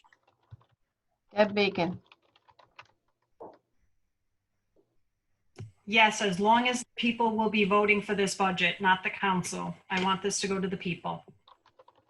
That's another, I don't understand. I don't understand what that means. To an all-day referendum. Okay, but if the state says you don't need a referendum, I don't know what that means as far as the vote is concerned. It doesn't. So let's get this vote through and then we can discuss that. That's another topic later. Okay. Ann Dixon, No, Okay, so we have 4-1 and the motion is approved. Okay, thank you very much on that. Madam Clerk, we're gonna go on to item B2, please. Would you read that for me? for consideration and action of proposed zoning ordinance amendment to change the zoning classification of the Town Hall Annex, Plat 59, Lot 13, located at 1675 Flat River Road, Coventry, Rhode Island, from RR2, Rural Residential, 2 acres, designation to I1 Industrial. Okay, we did vote on this last meeting, but my mistake that we voted on an amendment, but we didn't take a second vote on the actual resolution. So, but I'm being told by our solicitor that we should redo both votes again. Am I correct, Mr. Solicitor? That is correct. Okay, we already approved the amendment. I mean, I don't have a copy of the amendment in front of us. Would you have that on you, Mr. Solicitor? I took notes and I read them back to the council. I can read them again. Please do. What happened was there was an amendment made, I believe it was by, Mrs. Bacon. yes, Member Bacon, thank you. And it went like this. This zone change shall remain effective until revoked or until the town or school department shall divest themselves of the property, at which time said property shall revert to RR2 zone. Do I have that right, Member Yeah. Bacon? Yes. Okay, and we did take a vote on this in the past, but I'm going to ask Madam Clerk to take another vote on it today so we can make sure we do this correctly. So Madam Clerk, would you, we have that amendment. Actually, we have the amendment. Do we have a second on that? I'll second that amendment. Okay, Mr. Bacon, you're still presenting the amendment? Okay, so we have presented by Mrs. Bacon and seconded by Mr. Cody. Madam Clerk, would you take a vote on that, please? Harry McGee, Yes. Greg LaBoissoniere, Yes. Gary Cody, Yes. Deb Bacon, Yes. Ann Dixon. No. All right. Okay. It would be the motion having carried, and this is where we kind of fumbled the ball last time, Mr. President. I wish I had caught this as well, so please don't take all the blame. It's partly my fault. But the proper thing to do now that the motion to amend has carried is to vote on the zoning amendment as amended by the motion that just carried. I will make the motion to pass the zoning change as amended. I second the motion. We have a motion and we have a second. All in favor, Madam Clerk? Harry McGee, Yes. Greg LaBoissoniere, Yes. Gary Cody, Yes. Deb Bacon, Yes. Ann Dixon. Yes. Okay, motion carries. Thank you. The next item on the agenda, Madam Clerk, is B3. Would you be so kind? Approval of National Grid Verizon pole location request, Hopkins Hollow Road. Okay, we get these quite often, and we had them in the packets. I just, Mr. Manager, do you want to discuss this and any concerns about this one? No concerns at all. This is a routine one, and we just have to put it up in front of the council anytime it involves town-owned property. We do these quite often now. Okay, I don't have any concerns with it. I guess the chair will entertain a motion. Motion for approval. We have a motion for approval. Do we have a second? I second the motion. We have a second. Any discussion on this before we vote? Okay, Madam Clerk, we have a motion. We have a second. Harry McGee, Yes. Greg LaBoissoniere, Yes. Gary Cody, Yes. Deb Bacon, Yes. Ann Dixon. Yes. Okay, motion carries. Next item on the agenda, Madam Clerk, item B4, please. Reappointment of interim town manager and approval of resolution. Okay, we have reappointed the interim town manager on a couple of occasions. I think his last appointment runs out. Just so the taxpayers do know, we are in the process of interviewing a couple of viable candidates for the position. But until then, we need to reappoint him. And the appointment will expire as soon as we have hired a permanent town manager. So with that being said, the chair will entertain a motion. Motion to approve. A motion to approve. Do we have a second? Second. We have a second. Madam Clerk? Harry Well- McGee, Oh, I'm sorry, we have a discussion. Ms. Bacon? Yes, no, we don't have an expire date on here. You just said until we hire a town manager. Yeah, when we hire a town manager, it will expire. I suppose that doesn't happen for another year. So should we? I won't be here, Mrs. Bacon. Mrs. Bacon, another year, I promise you, I will not be here. Let me ask you this, Mr. Manager. The last one, was it for 3 months? Am I, correct me if I'm wrong? No, the last one was 6 months and it expires on July 8th. That would be the 6-month period on July 8th. And that's why it's here. There isn't another council meeting prior to. All right, Mr. Solicitor, is it a problem if we just put it for another 6 months? Because there is no date on the resolution, so I don't have a problem with making another 6 months. We'll have a town manager well before then. We have been through this analysis in previous meetings, and yes, it is acceptable. Okay, so let's make it, I'm looking for a motion for a 6-month period. Yes, Ms. Bacon. Okay, because I know it just says, and I brought this up before, total compensation to equal town manager's budgeted salary, but we don't put in the amount of the budgeted salary. Could we please add that? Okay, well, that is in the budget, but I don't have a problem with that in the budgeted salary. So what's the budgeted salary? With the stipend, it comes to 135. 135. Okay, how do we have that? That's Sorry, another one. I was just writing.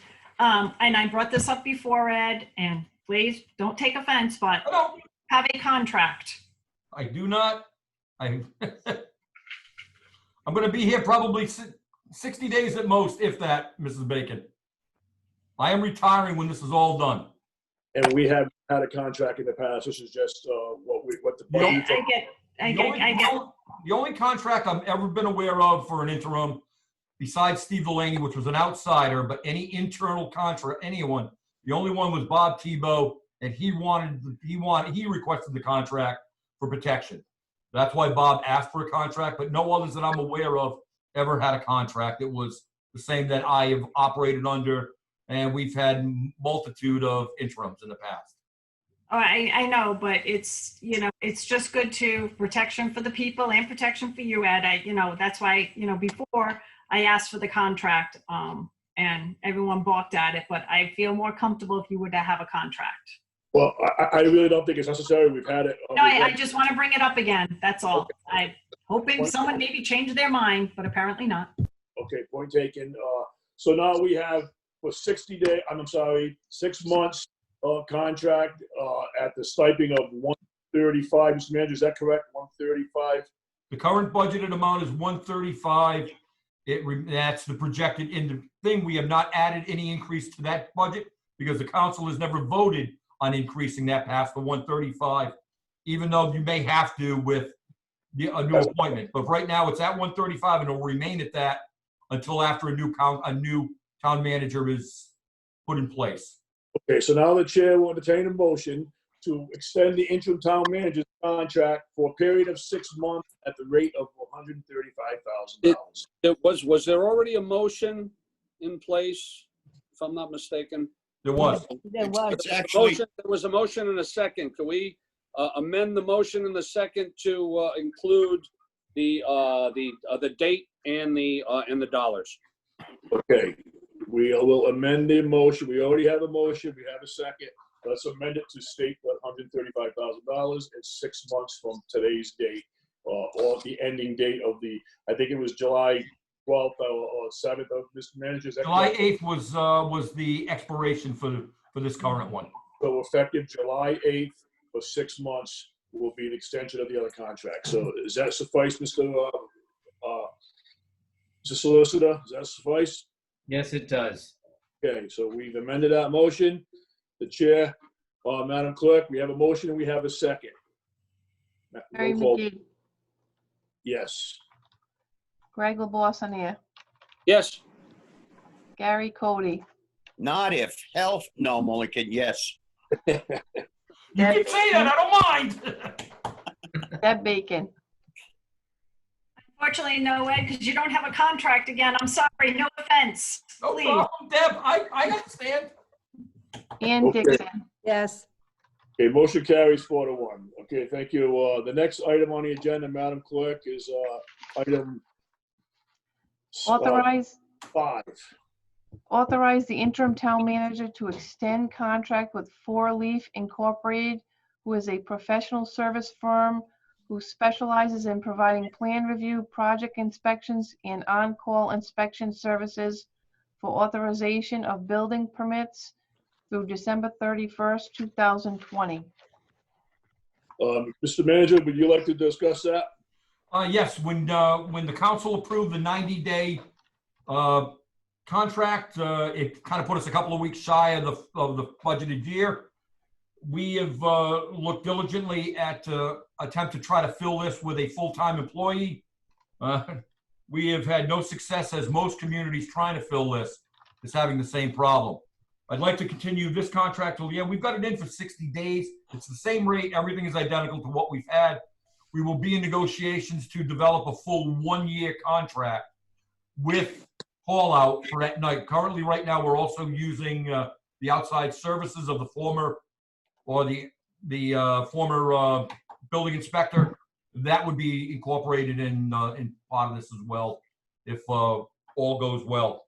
But we'd be looking to do a new 1 year after this, so starting July 1st. But this is basically to get us through the end of this fiscal year. And you're very happy with the services provided? I have been. They've done a great job. We haven't had any issues that I'm aware of. He's by the book. He does exactly what it's supposed to. No more, no less. He's out there. He's doing his job, and I'm very satisfied with what's going on with this company. They've done a great job. Are there any questions or any concerns from any members of the council? Mrs. Bacon? Hi, yeah, I was looking over the scope of service. I noticed that there was the summary of changes.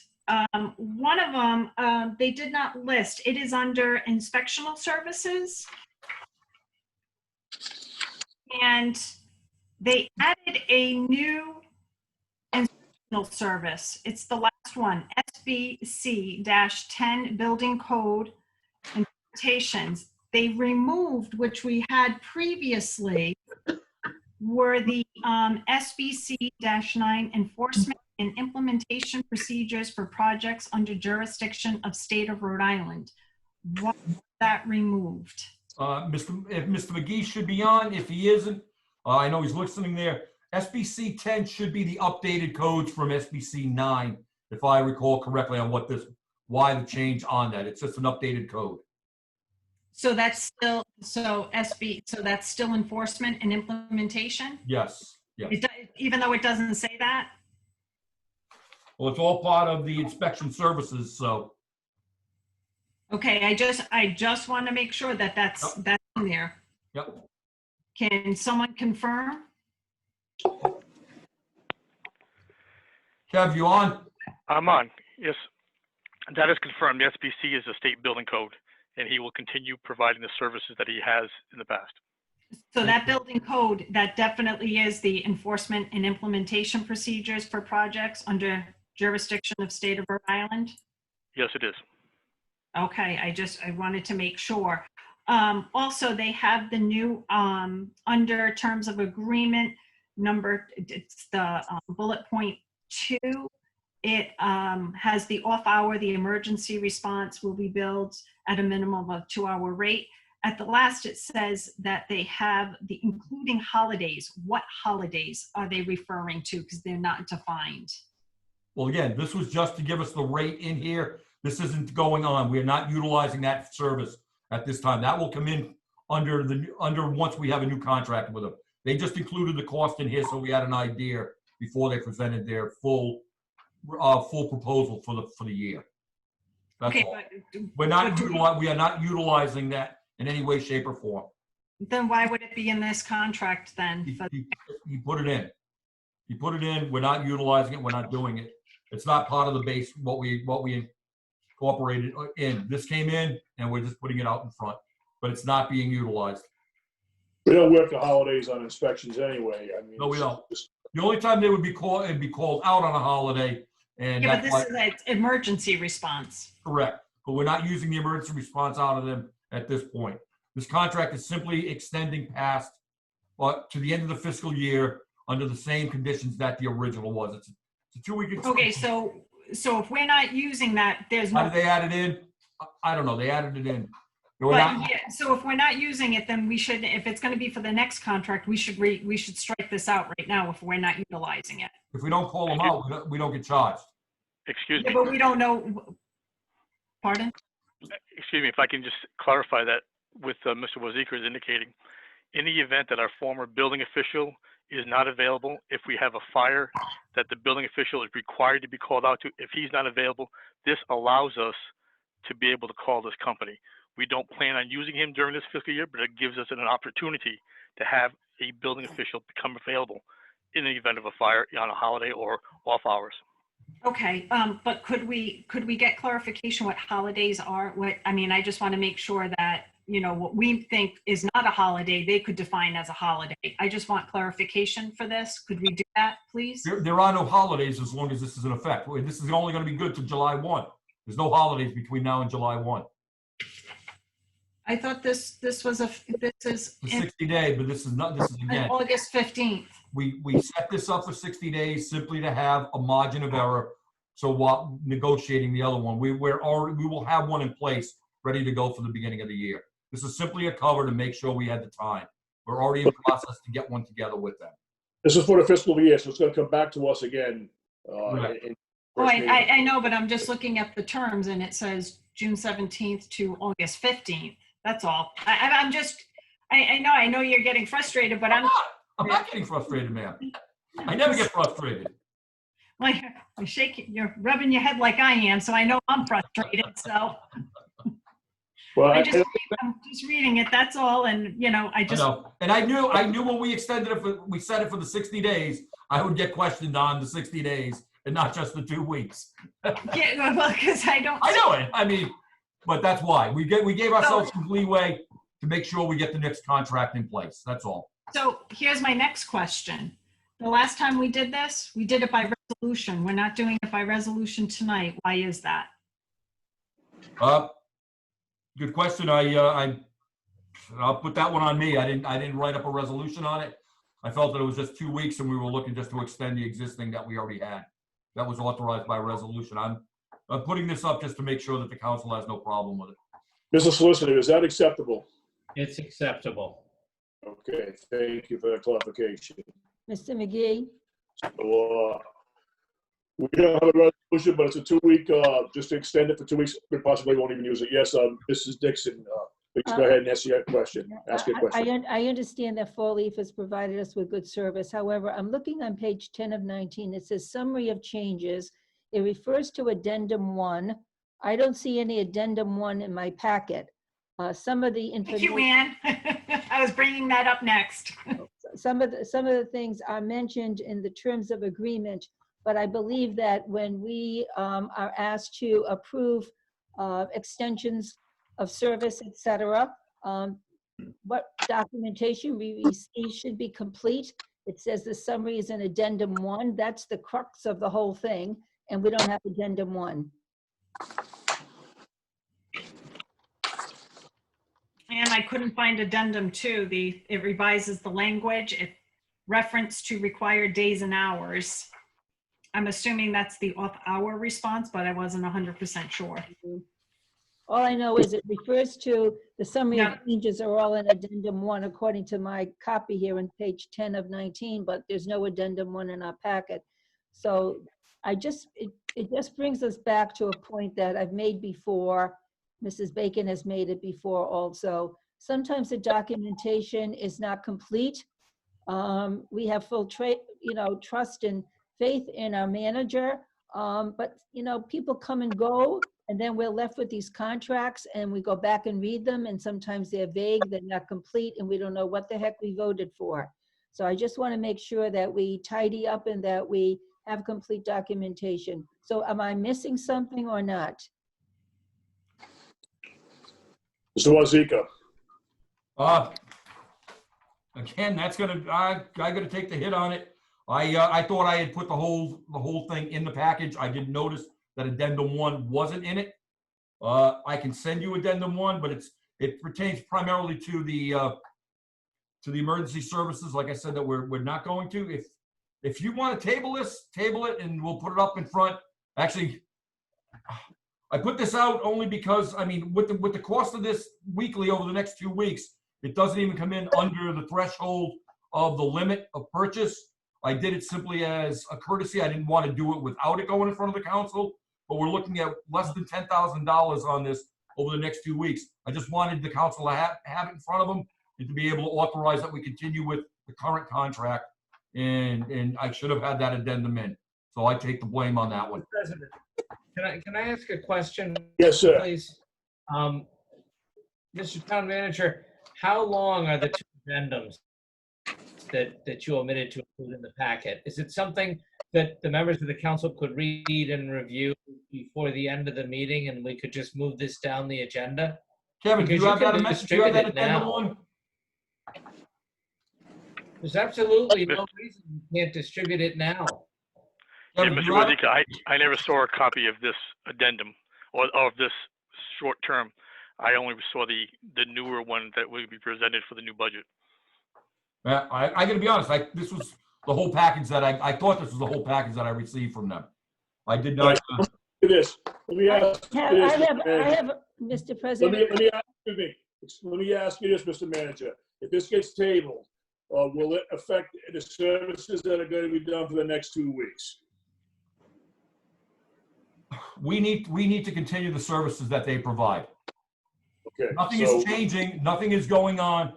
I will get the addendum one and pass it on. It's not gonna change anything. The services Okay. are the same services that they're providing now. Where is the reference to addendum 1? I can't seem to find Front it. page, first page, Nick, summary of changes.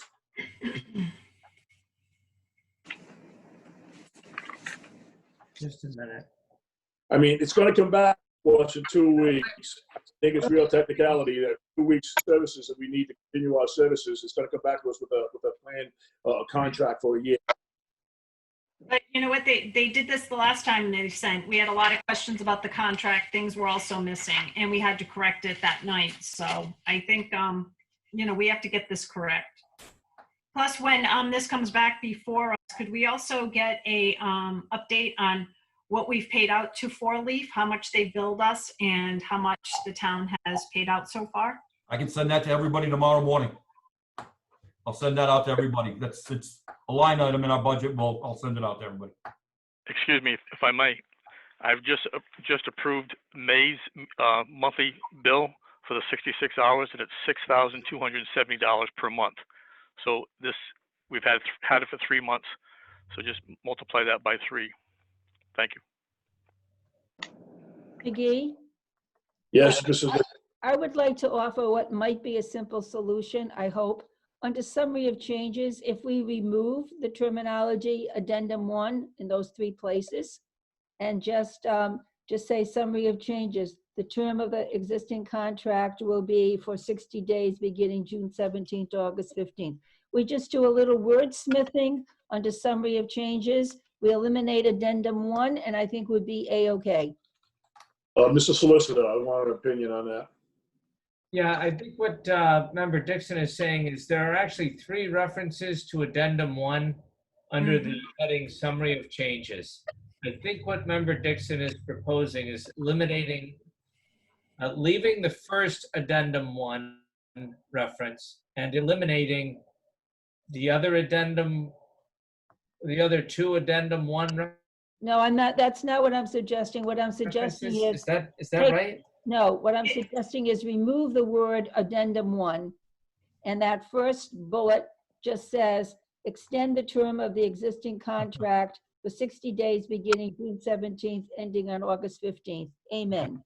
If I may add, Yes, Mr. this document is actually called addendum 1. So what they've done is they've called this entire document addendum 1. I just pulled it up. It's Coventry Proposal Letter Addendum 1. So what they've done is they've called this Addendum 1 to the original 90-day contract. Thank you for clarifying that. That does make sense. Yes, and that's why the changes that are referred to under summary of changes appear later in the document. I was kind of curious about that. So it's complete. Okay, great. Thank you. So a question. Can we just look for the second bullet? It says revises language in reference to required days and hours. Where's the days and hours that they're referencing? Because everything seems to be the same from the last. So does anyone see days and hours?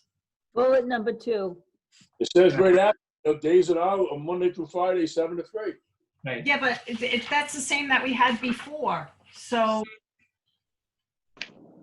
I mean, I really think we're splitting hairs. It says right on it that 7 to 3 is the day. yeah, but that's under the emergency. That's the emergency one. But we don't have required days and hours. Do you see the days and hours? That's what I'm looking for. Does anyone? No, but I don't see it under emergency. I see it under the terms of 2020, and it states the hours will be 7 to 3, Monday through Friday.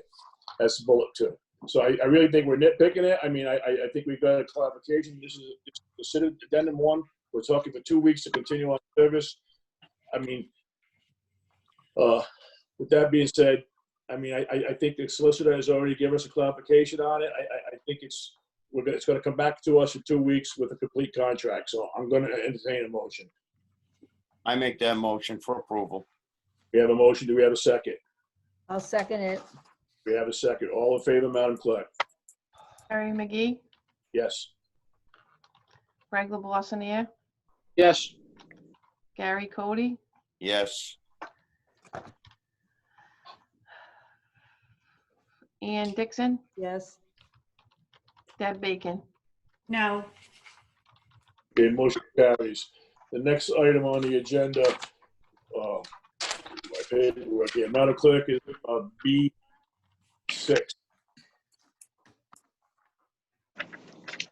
Resolution affirming the purchase and outfitting of one police SUV. Okay, Mr. Wazika, do you have, I think I see Major Heiss's name on here. Are you on, Major Heiss? I am. Okay, Mr. Wazika, you want to give an explanation? You want to have Major Heiss do it? This is their purchase. Part of this, the funding from this is coming from, I believe, almost half from a vehicle insurance money from vehicles damaged and or destroyed, and then the funding that they will that the chief will go through and explain where it's all coming from. Okay, Chief. So back in March, we had a vehicle that was totaled out in an accident. We received insurance money for it, and we took additional money out of our gas budget line and transferred some more from our vehicle repairs to make up the other portion of it for a total of $44,521.38. Okay, this is a purchase, obviously, with the insurance money, and you made up the rest of it. So is there any questions from anybody from the council concerning this? Okay, I don't see any questions. The chair entertain a motion. I mean, it's Motion for approval. we have a motion for approval. Do we have a second? Second. We have a second. All in favor, Madam Clerk? Harry McGee, Yes. Greg LeBoissonier, Yes. Gary Cody, Yes. Ian Dixon, Yes. Deb Bacon. Yes. Okay, motion carried. Thank you very much for coming on. Sorry to wait so long. All right, the next item on would be C1, Madam Clerk. Awarding the following bids for Department of Public Works: pavement markings, pipes, castings, and erosion controls. Okay, Mr. Wazika. This one's going to all be in Kevin's hands on this. If I might add 1 second, Major Heiss, you're all set. You can depart if you'd like. Thank you. Thank you, Good night, sir. everyone. Good night. Okay. Good night. Okay, Kevin, are you on? This is yours. Good evening. Yes, I am. Okay, explanation, please. Yeah, these are our annual resolutions for materials. The first one is for pavement markings. The resolution for 2021 is for an award to Safety Markings, Inc. for the epoxy striping of the what we call handwork, crosswalk, stencils, arrows, stop bars, and logos. Right, and this will be funded through the Department of Public Works operating budget 830. Okay. No, they're all separate. This is all separate resolutions. No, you want to continue with the rest of them? Yeah, I can, yes. The other resolutions are for the pipes, casting, and erosion controls.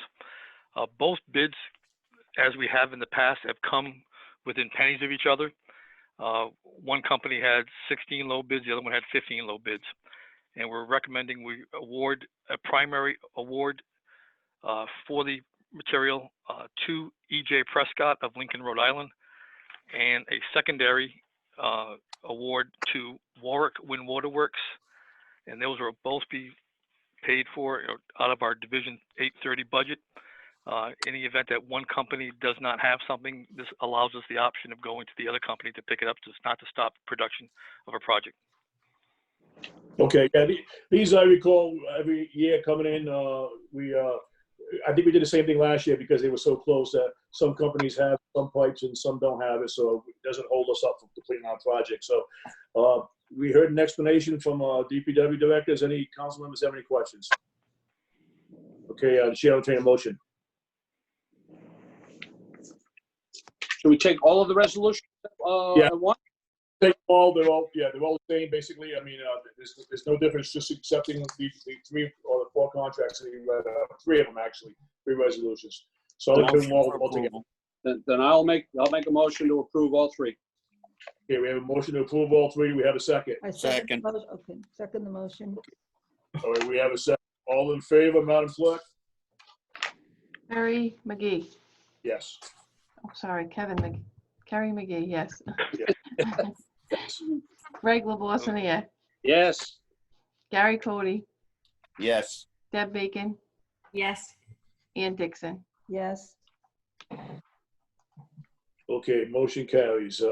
Thank you, Kevin, for attending our meeting and give us the explanation. Next Thank you item very much. would be D1, Madam.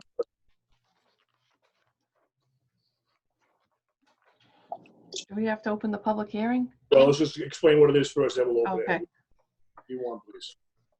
New Class B with victualling license, Coventry Tortilla LLC, doing business as Tacos El Santo, 712 Center of New England Boulevard. Okay, Mr. Solicitor, let me ask you, we have 2 businesses that are applying. Do we have to do a public hearing individually, or can we open a public hearing and do both of them at the same time? You're You're on on mute, mute. Nick. You can do both at the same time. Excuse me. Okay, Sorry about the mute. thank you for that clarification. Yeah, they're both identical licenses, so I'm going to open up the public hearing for both businesses, and the chair will entertain a motion to open public hearing. Motion to open public hearing. I second the Yeah. motion. And we have a second.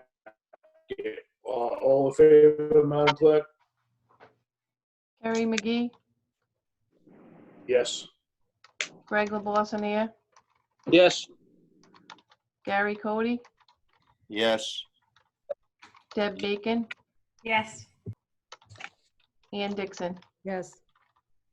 Okay, public hearing is now open. Mr. Manager, do we have anybody that would like to speak about this matter? Do you want to see if anyone from the business is here first to, That's true.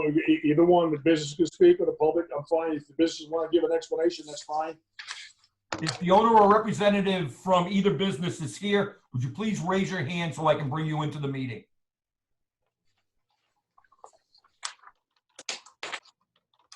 Okay, guess that takes care of that. Going Okay. once. And does anyone want to speak on any of them? Please raise your hand.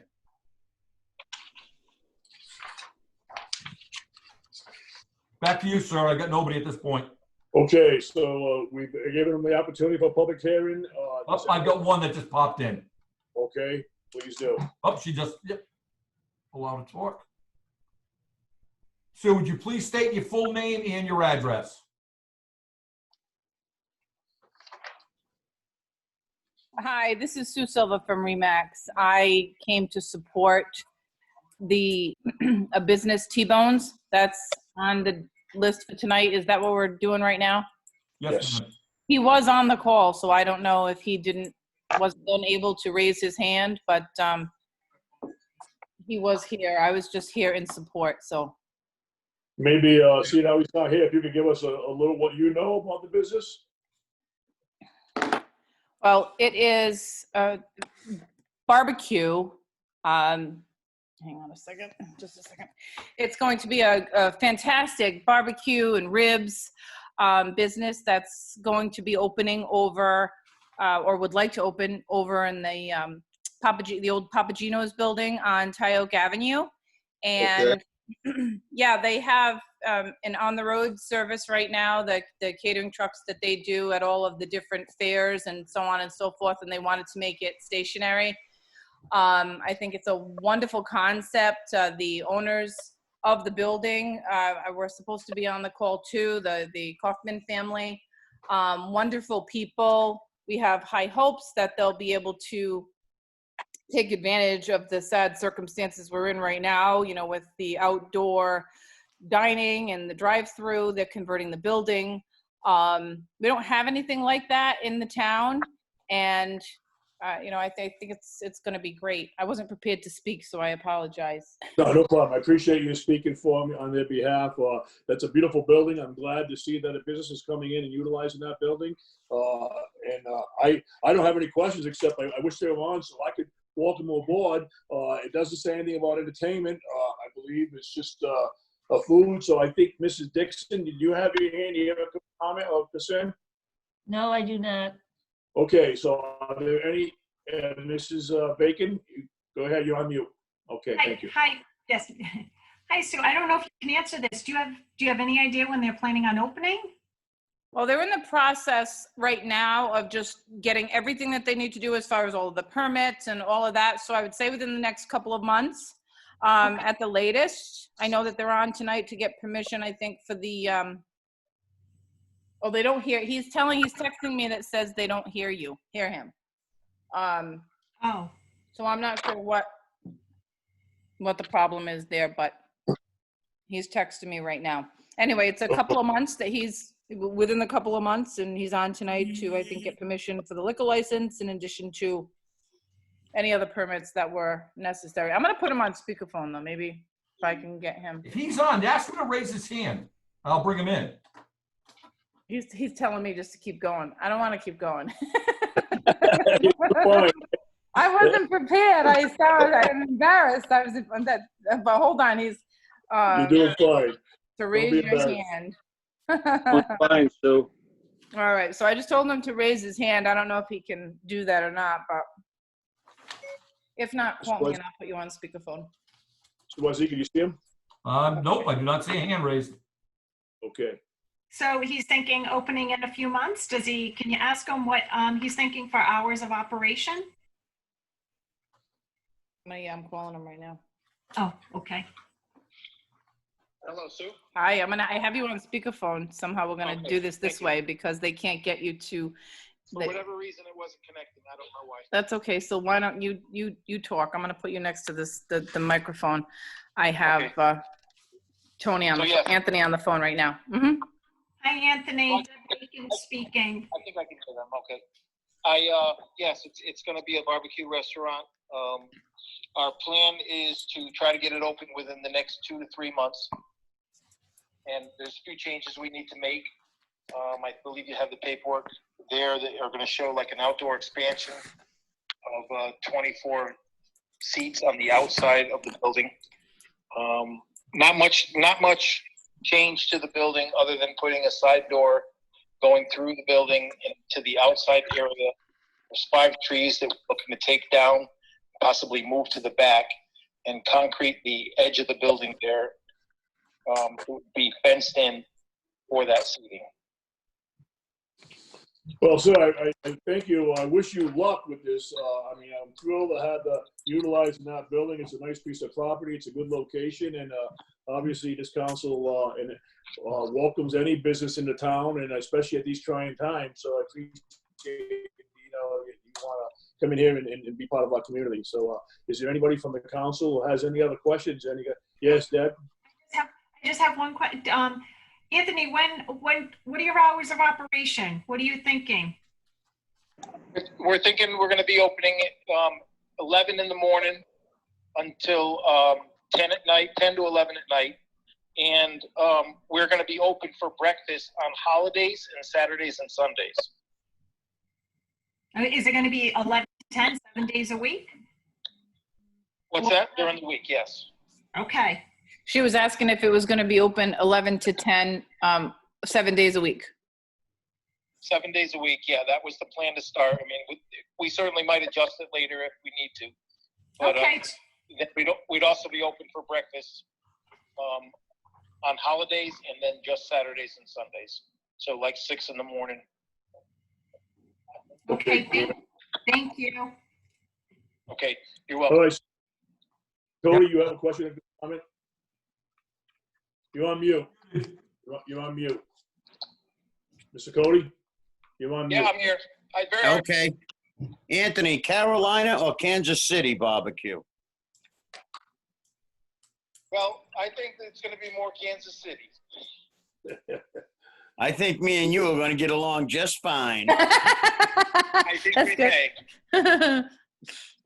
All right. Once again, Anthony, thank you very much, and I welcome you down. And, Mr. President, if I could ask one last question? yes, sir. Yes, sir. What do you have, what kind of smoke are you going to be using? Well, we've got a couple of different ones in mind where they obviously need to be approved by the fire department. So depending on which one they approve, I don't have the name of them right in front of me here. But hang on a second, maybe I do.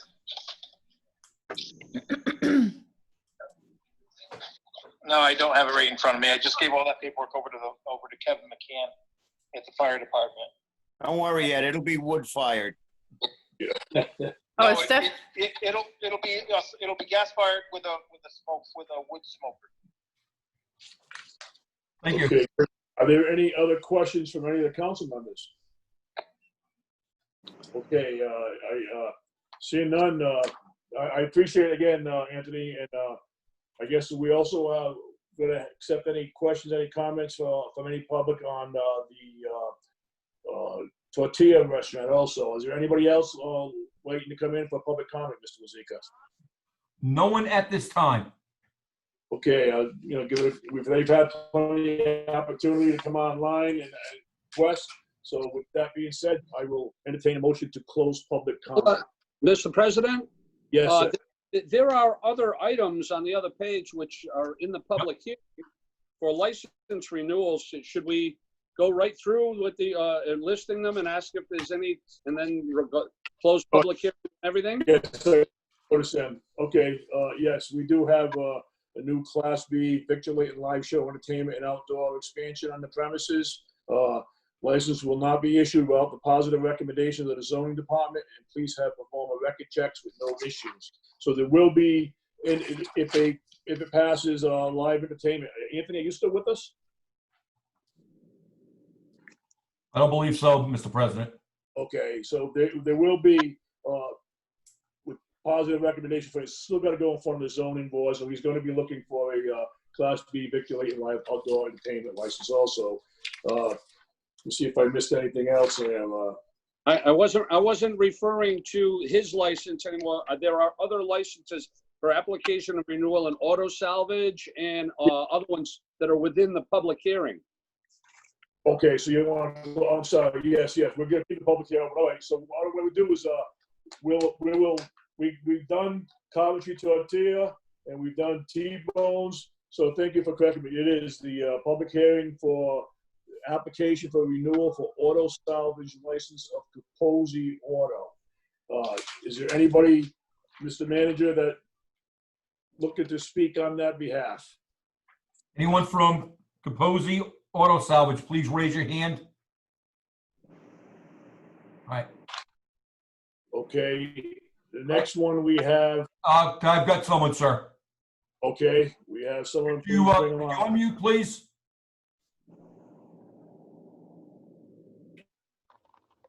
I'm here. All right, could you please state your name and address? Sure. Darlene Werzoza. I live at 240 Mile Road in Coventry. Thank you. Okay, you have a comment I don't. I'm actually on behalf of the business. of My Capozzi? mother owns it. Yep, my mother owns it. Okay, Mr. President, if I may. yes, Mr. Cody? Mr. President, this business lies in its entirety within my district. It is a long-standing family business. Been there a long, long time. Never heard of any problems with any of the neighbors. I've certainly never received any calls of complaints from anyone in my district about this business. It's always been run fair, equitable, above board. And like I've been here forever. I've been buying used auto parts from them forever. And there is, that I know of, never been a problem in the past. Okay, thank And you I for would that. just like the council to take that into consideration. Okay, and I'm sorry, your name that you're on, your mother owns the property. What is your name again, please? My name is Darlene. Darlene, do you have anything you want to add or anything you want to say? I mean, I don't see anybody from the council having any objection to your business. So you've, like I said, you've been around for a long time. Are there any questions from the council from anybody concerning Capozzi's? I don't have any questions, but thank you. Okay. All right. So Darlene, I think we're good. I don't have any questions from the council members. So the next item will be the application for renewal of auto salvage license for repair of Russell L. 625 Hammett Road, R&C repair renewal. Is there anybody, Mr. Manager, that would like to speak on their behalf? Anyone at all, please raise your hand if,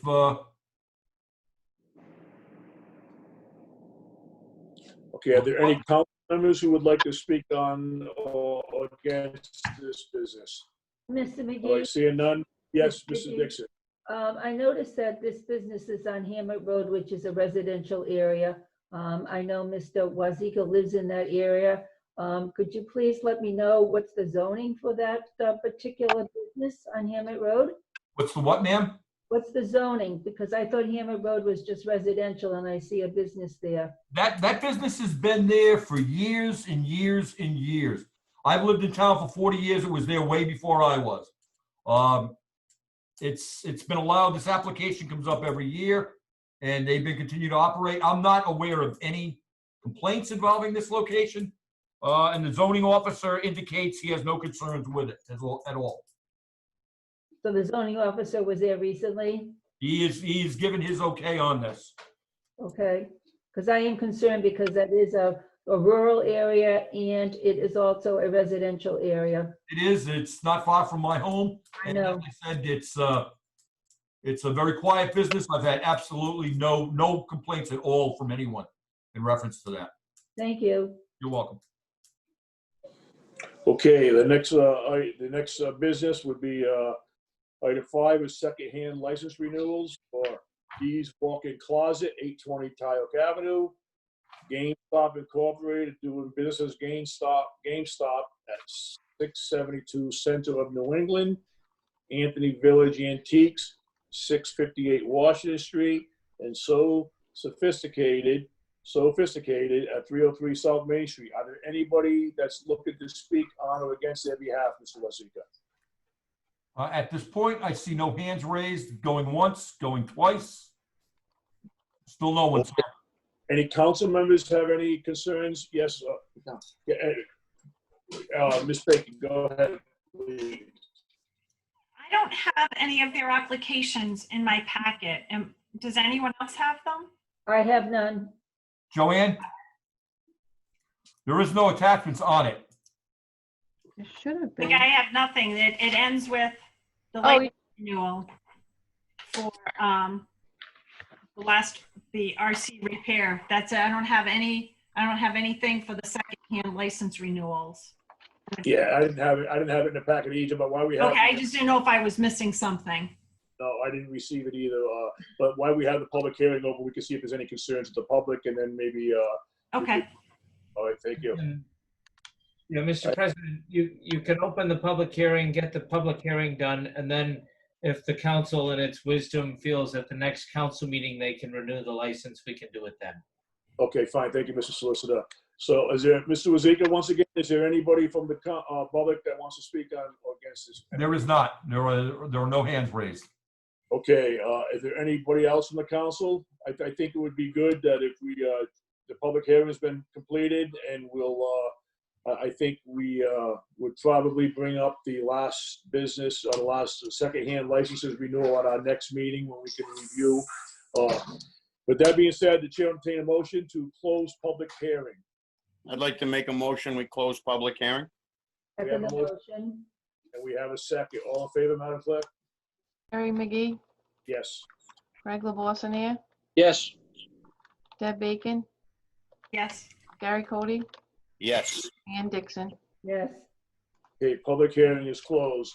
The chair will entertain a motion for the licenses on D1, 2, 3, and 4. Oh, should we take them separately?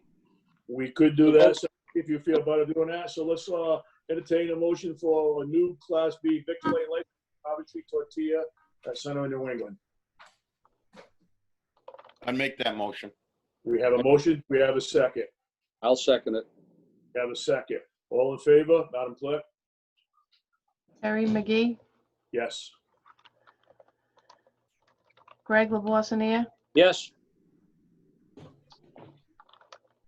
Deb Bacon, Yes.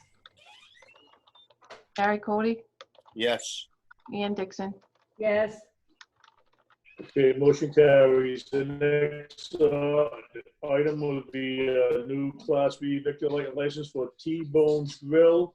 The chair will entertain a motion. The chair will entertain a motion. Deb, that's your district. If Yeah, you would like to make that motion. Yeah, I will make that motion. Sorry. I was Okay, we reading. have a motion. Do we have a second? I'll second that. I'd like a double second on that one. Okay, a double second. All right, all in favor, Madam Clerk? Harry McGee, Yes. Greg LaBoissonnere, Yes. Deb Bacon, Yes. Gary Cody, Yes. Ann Dixon. Yes.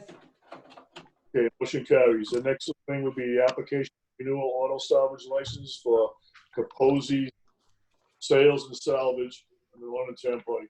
The chair will entertain a motion. Mr. President, I'd like to make that motion. We have a motion. Do we have a second? Second. We have a second. All in favor, Madam Clerk? Harry McGee, Yes. Greg LaBoissonnere, Yes. Gary Cody, Yes. Deb Bacon, Yes. Ann Dixon. Yes. Okay, motion carries. The next item would be an application for renewal of auto salvage license and repair for Russell Chatel, 625 Hammett Road. The chair will entertain a motion. And that is your district if you would like to make the motion. If not, I will make it. Okay, I make a motion for the renewal of the auto salvage license for RC Repair, Russell L. Chatel, 625 Hammett Road. And I'll second it. Okay, we have a motion and we have a second. All in favor, Madam Clerk? Harry McGee, Yes. Greg LaBoissonnere, Yes. Deb Bacon, Yes. Gary Cody, Yes. Ann Dixon. Yes. Okay, motion carries. Mr. Solicitor, I'm going to ask you that if we table the secondhand license, it will have any effect on the business. I don't want to, I certainly don't want to, Mr. President, if I may, I think that in the past where we've taken licenses en masse, I don't ever recall getting the license, especially when they're renewals of secondhand licenses. Again, because usually they list all of them there. But I just don't remember them in the past. With nobody speaking against them, but if everybody feels comfortable tabling, I have no problem. I'm just saying we've passed them in the past without. I believe you're right. I don't remember seeing any information on it. However, I just want a legal opinion. I want to make sure I have no problem with the award. Pretty much a formality on a yearly basis. There was nobody to speak against it. So I'm comfortable with it, but I just wanted a legal opinion on it to make sure. Are we okay with just approving them if we so desire, Mr. Solicitor? What you can do is, well, you're okay in just approving them if you're confident that there's no problem. I mean, it's really discretionary on the part of the council. Yeah. If not, you can table it until the next meeting with the condition that their license will not lapse or expire during the pendency between this meeting and next. But if we, okay, so I mean, I'm comfortable with approving them myself as personally. So I mean, let me, the chair will entertain a motion. Mr. President, I'd like to make a motion for approval of the secondhand licenses. Okay, we have a motion. I'll second it. And we have a second. All in favor, Madam Clerk? Harry McGee, Yes. Greg LaBoissoniere, Yes. Deb Bacon, Yes. Gary Cody, Yes. Ann Dixon. Yes. Okay, motion carries. Thank you for that. Mr. President, I'd like to stipulate that we do need documentation for all of these decisions. So in the future, I would like to see the forms that people are submitting, even if it's very little information. I'd like to see the forms that are submitted, and also any kind of documentation that any of our inspectors, et cetera, have approved these licenses. So going forward, I'd like to see all the documentation. Okay, point taken. Mr. Manager, you want to make note of that, please? I will, and we will send out a copy of all 4 of those to each council member tomorrow. Perfect, thank you. You're welcome. The next item on the agenda is public comment. Mr. Manager, do you have anybody looking from the public to speak? So far, I have one. Mr. Murray, I'm going to bring him in. Mr. Murray, please unmute and then state your name and address, please. Thank you. Luke Murray, 121 Hill Farm Camp Road. Thank you for letting me speak, Mr. President and members of the council. I do agree with you one thing, Mr. McGee, that desperate times call for desperate measures. And I will say that if you can picture a school committee and a school administration in March facing what had already been a $3 million deficit, which we worked very hard to cut to 1.8 million, we cut out 1.5 million, including laying off 21 employees. It was very difficult. That 1.8, let's back up, was already our deficit. That was the baseline pre-COVID. All right, we were already moving forward at a deficit. Now you get COVID. Do you think things get any better? They don't. And while there's this savings that everyone keeps talking about recouping, that's not a realized savings yet. We don't know what that's going to bring. I can tell you for sure, based on what we've had discussions on, what we've talked about, that will be eaten up very quickly by transportation costs alone. The state just a few days ago, or actually I think as late as today, issued, they're playing with the numbers. The COVID, they basically took 41 million out of the budget, backfilled it with the COVID relief fund. They also took that 50 million and they made it restrictive on the Title I. That's going to govern the distribution. So this is an extremely dynamic and fluid situation. What you did tonight was to basically base a judgment based on what you thought was going to be public opinion on a budget. And the truth is the numbers don't bear out that. That's not financially responsible. Here's the truth. We're 63% of the budget. I don't know many beyond Councilwoman Dixon who actually reached out to the administration lately to ask the questions you asked tonight. I heard a lot of questions, and actually there was a lot of misinformation given. And that's not a slight against you, Mrs. Dixon, but this is important information. It's 63% of the budget. 84% of our budget is salaries. That didn't go away. That did not go away when we went to distance learning. They all taught, we distributed lunches, we did all our operations. And in fact, we went above and beyond because a lot of the people who are disadvantaged in this town are relying on the school system. So Mr. Cody, I will say, I agree that I'm a big supporter of businesses, having owned a business myself. But when you look at what the burden's gonna be on the parents, I also have to be considerate of the working parents, the mothers, the fathers, of the children, of the 5,000 children who are also in this town who are not represented by a vote. And the impact on them, because now we are going to be forced to take out 1.8 million on top of whatever comes. And while you could do a supplemental, we're planning right now, we have to have 3 options by July. So that means we have to know what the budgets are and how we can reopen the schools and what the impact's gonna be. So we open in September or we don't. So we're operating off the current budget. A supplemental is going to be too late. And I can tell you as far as recreation and any of this, school sports, all the sports are starting to come back. I'm telling you right now that all of that stuff is on the table. We didn't throw out options originally, just so you know, because we didn't want last year. We went back to the union. We were the only ones who went back to the union and fought for those cuts. You didn't necessarily like the contract. I know many of you didn't. I didn't particularly love every aspect of that contract, but it resulted in $500,000 in savings this year. We negotiated a virtual net metering agreement for solar. That's going to save us around $10 million to $13 million over 25 years. We negotiated our gas, which is going to be $100,000 a year in savings, but that isn't going to be realized for upcoming year. We've worked extremely hard to protect the taxpayers and balance education. And so I take it a little bit of a slight because we have worked so hard and there's been very little communication to the fact where the past couple months, it's broken down so much that we don't know, we didn't have the courtesy of a heads up on tonight that we're gonna have to deal, we, the school committee who governs the budget, is gonna have to now deal with that $1.8 million shortfall. We're gonna be left with that bag. And I'm gonna have to be the one to tell parents, including my next door neighbor who I had to lay off a couple weeks ago, that they're out of a job. And the only ones we can put out now are the SRPs because June 1st was the deadline for teachers. So now it's gonna be the other 16% of the budget. And unfortunately, that is just the math reality of the situation. So I respect all of the situations you're in. But one other thing I didn't hear tonight is the 10,000 pound gorilla in the room, which is the senior tax exemption, which was discussed all last year. Well, everyone floated around. We're going to look at that, right? I know that's going to be a couple million in town inflow. And so we're going to put the burden on our kids because we want to provide relief for the seniors. Once again, and I don't want to make this us versus them issue, but I'm just frustrated that that wasn't even on the table. Wasn't even on the table, but we're worried about our businesses and we're worried about everybody else.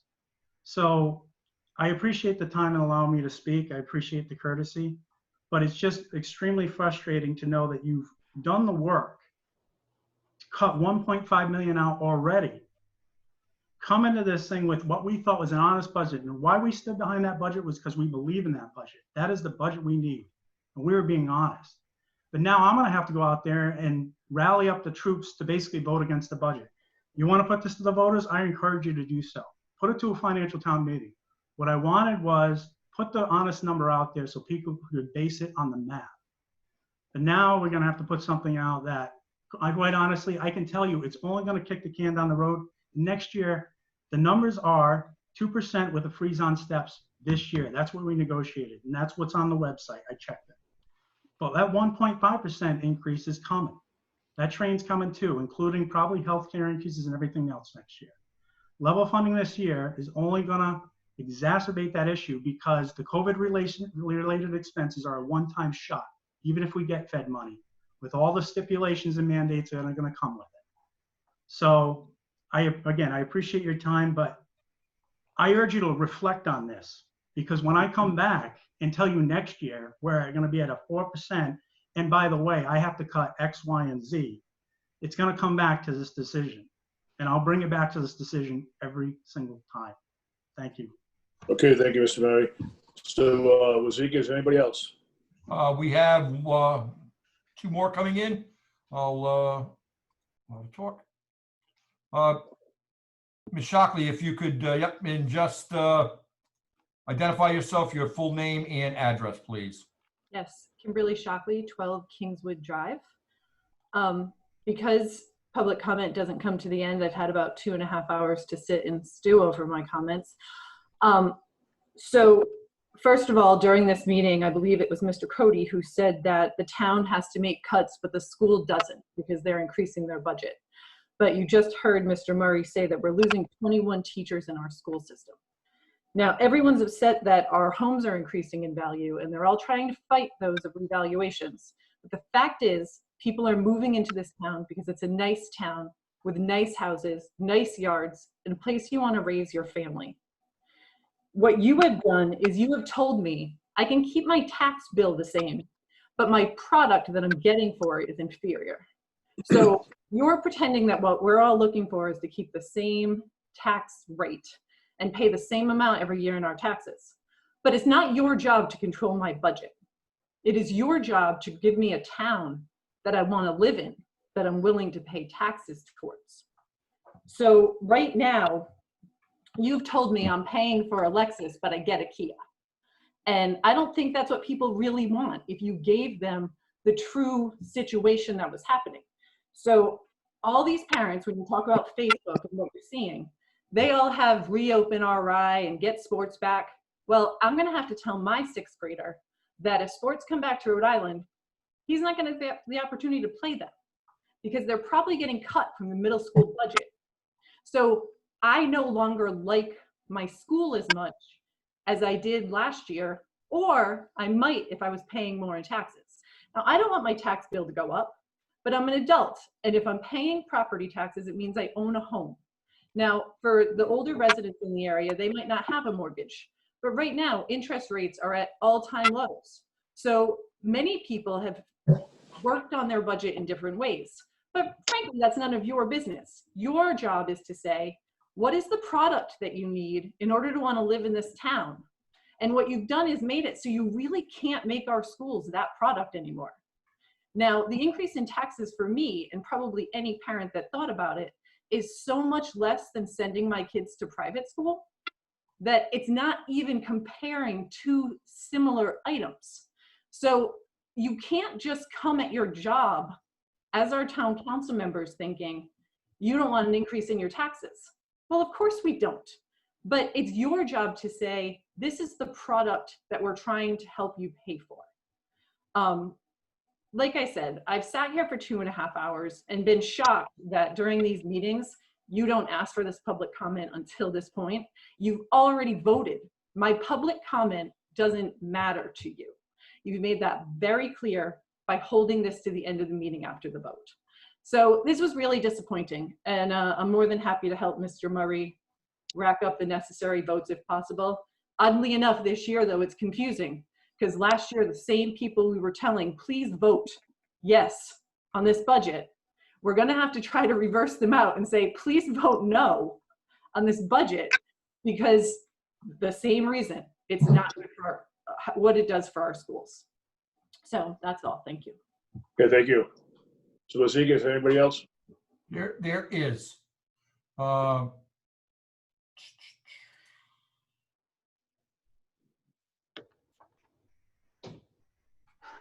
Mayor, please, and identify yourself and your address, please. Bradford Mayor, 360 Hope Furnace Road. Thank you to Mr. LeBostonere for making your motion to adopt the budget with the wording sending it to the people, which the majority of the council agreed with.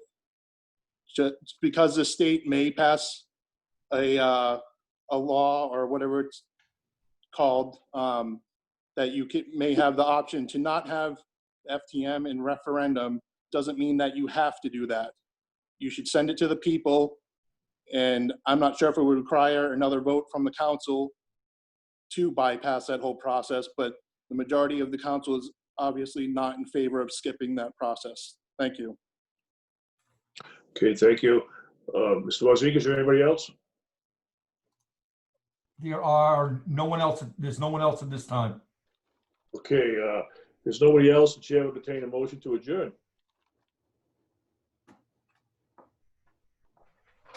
I'll make a motion to adjourn. And I'll second. We have a second. All in favor, Madam Clerk? Mary McGee, Yes. Greg LeBostonere, Yes. Gary Cody, Yes. Deborah Bacon, Yes. Ann Dixon. Yes. Okay, the meeting is adjourned. Thank you very much for this meeting tonight, and we'll see you next meeting, scheduled meeting, Mr. Wozniak. My schedule for me. Do you know what it is? The next scheduled is 13th? I believe it's the 13th of. It is the 13th, unless we need something. There is you have an email that came out earlier. We have interviews on Saturday, which would be an executive session. Okay, and that'll be, what time is that? The executive session will be starting at 1 o'clock. Interviews will take place from 1 to 2:30, and then 2:30 to whenever. Okay, fine. Thank you very much. Everybody be safe and have a good one. We'll see you on Saturday. Thank you. Thank you.